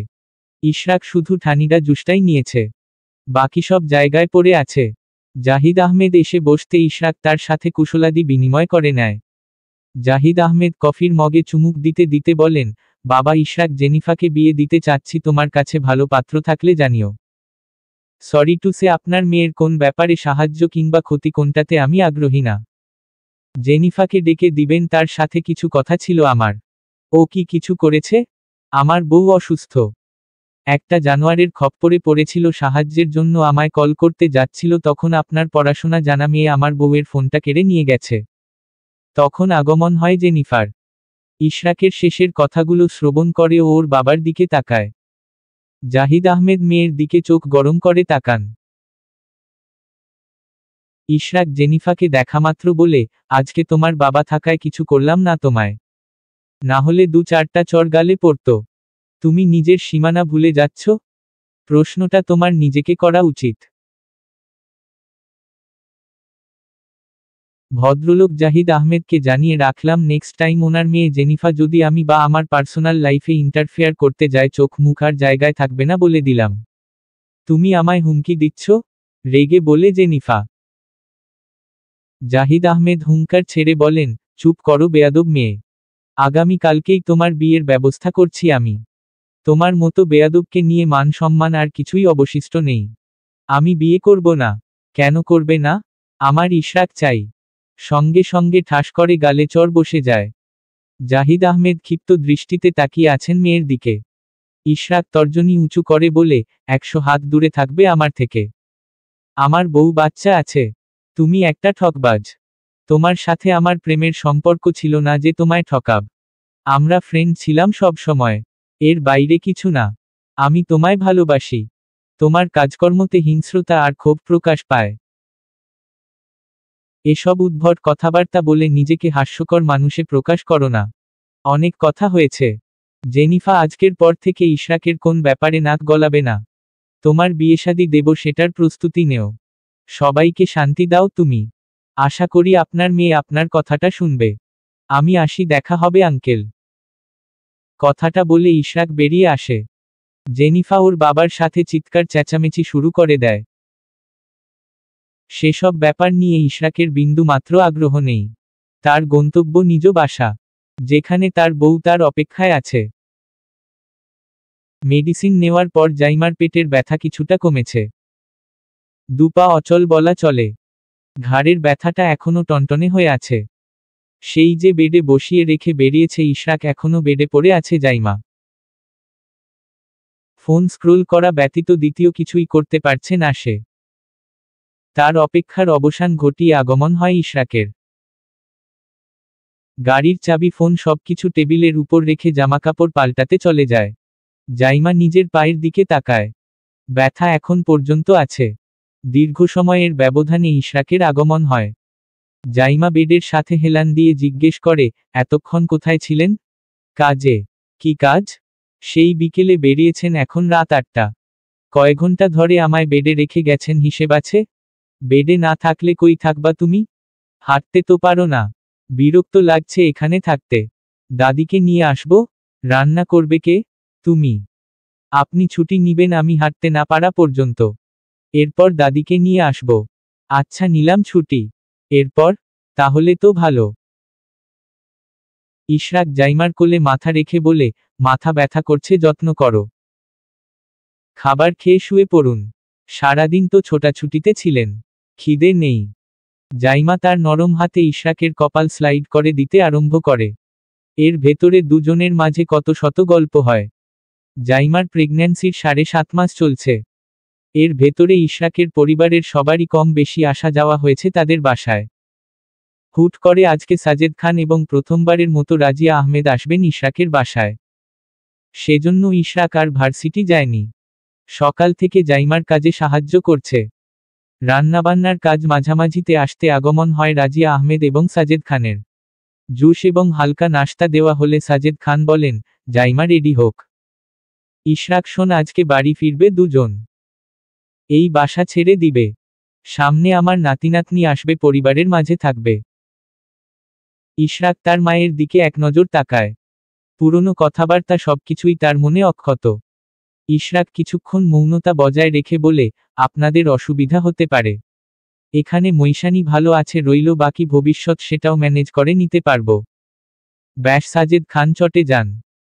ধমকে বলেন, আমি কোন এক্সকিউজ শুনতে আসিনি। আমার ছেলের বউ বাড়ি যাবে, এটাই শেষ কথা। তুমি কি আমার নাতিনাতনিকে পরিবার থেকে বঞ্চিত করার কথা ভাবছ? সেরকম কিছুই না। সম্পর্ক সবার সাথেই থাকবে। রক্তের সম্পর্ক কখনো ছিন্ন করা যায় না। রাজিয়া, কিছু বলো তোমার ছেলেকে। সংসারে ঝগড়াঝাটি রাগ সবই থাকে, আবার দিন শেষে সবাইকেই মিলে যেতে হয়। রাজিয়া আহমেদ ছেলের মুখের দিকে তাকান। পাশে দাঁড়িয়ে থাকা জাইমার দিলেও এক নজর তাকান। নিজের ভুলটা তিনি আরও আগেই উপলব্ধি করেছেন। শুধু লজ্জায় কিছু বলেননি। নাতি নাতনি মানেই ওনার জীবন। আর ছেলের বউ জাইমা আনাড়ি থাকায় তপমন পছন্দ করেননি তিনি। কিন্তু আলাদা সংসারে আসার পর মেয়ের কাজকর্ম সবটাই গুছানো হয়েছে। এসব নিয়েও বেশ প্রশংসা শুনেছেন পুত্রবধূ আনা এবং মেয়ে ইশরাতের থেকে। অনেক ভাবনাচিন্তা করার পর জাইমার প্রতি রাগের কারণগুলো অহেতুক রূপে ধরা দিয়েছে, যা পরবর্তীতে নিজের বিবেকের কাছে প্রশ্নবিদ্ধ এবং লজ্জাজনক পরিস্থিতি তৈরি করেছে। জাইমা নিজের শাশুড়ির দিকে এক নজর তাকায়। ভদ্রমহিলার প্রতি কোনোরকম রাগ ক্ষোভ নেই তার। স্বামী যেভাবে বলেছে সে সেভাবেই চলেছে। রাজিয়া আহমেদ মৌনতার রেশ কাটিয়ে নিয়ে বলেন, পুরনো কথা ধরে বসে থাকলে হবে না। সময়ের সাথে সবাই পাল্টায়। পরিস্থিতি, মনমানসিকতা, সবকিছু। আমি চাই আমার ছেলের বউ নাতিনাতনি আমার কাছে থাকুক। আমি আমার ছেলের বাচ্চা কাচ্চা নিজ হাতে লালন পালন করতে চাই। তাহলে এটাও বলুন আমার বউকে মন থেকে মেনেছেন কিনা। এসবে আমার মাথা ব্যথা নেই। অফিসিয়ালি সে তোমার বউ আমার না মানাটা বাচ্চামো। এসব ব্যাপারে কথা বলতে চাচ্ছি না। আমি চাই বাসা ছাড়ো, বাড়ি ফিরো। ভবিষ্যৎ সুন্দর হোক তোমাদের। চলবে।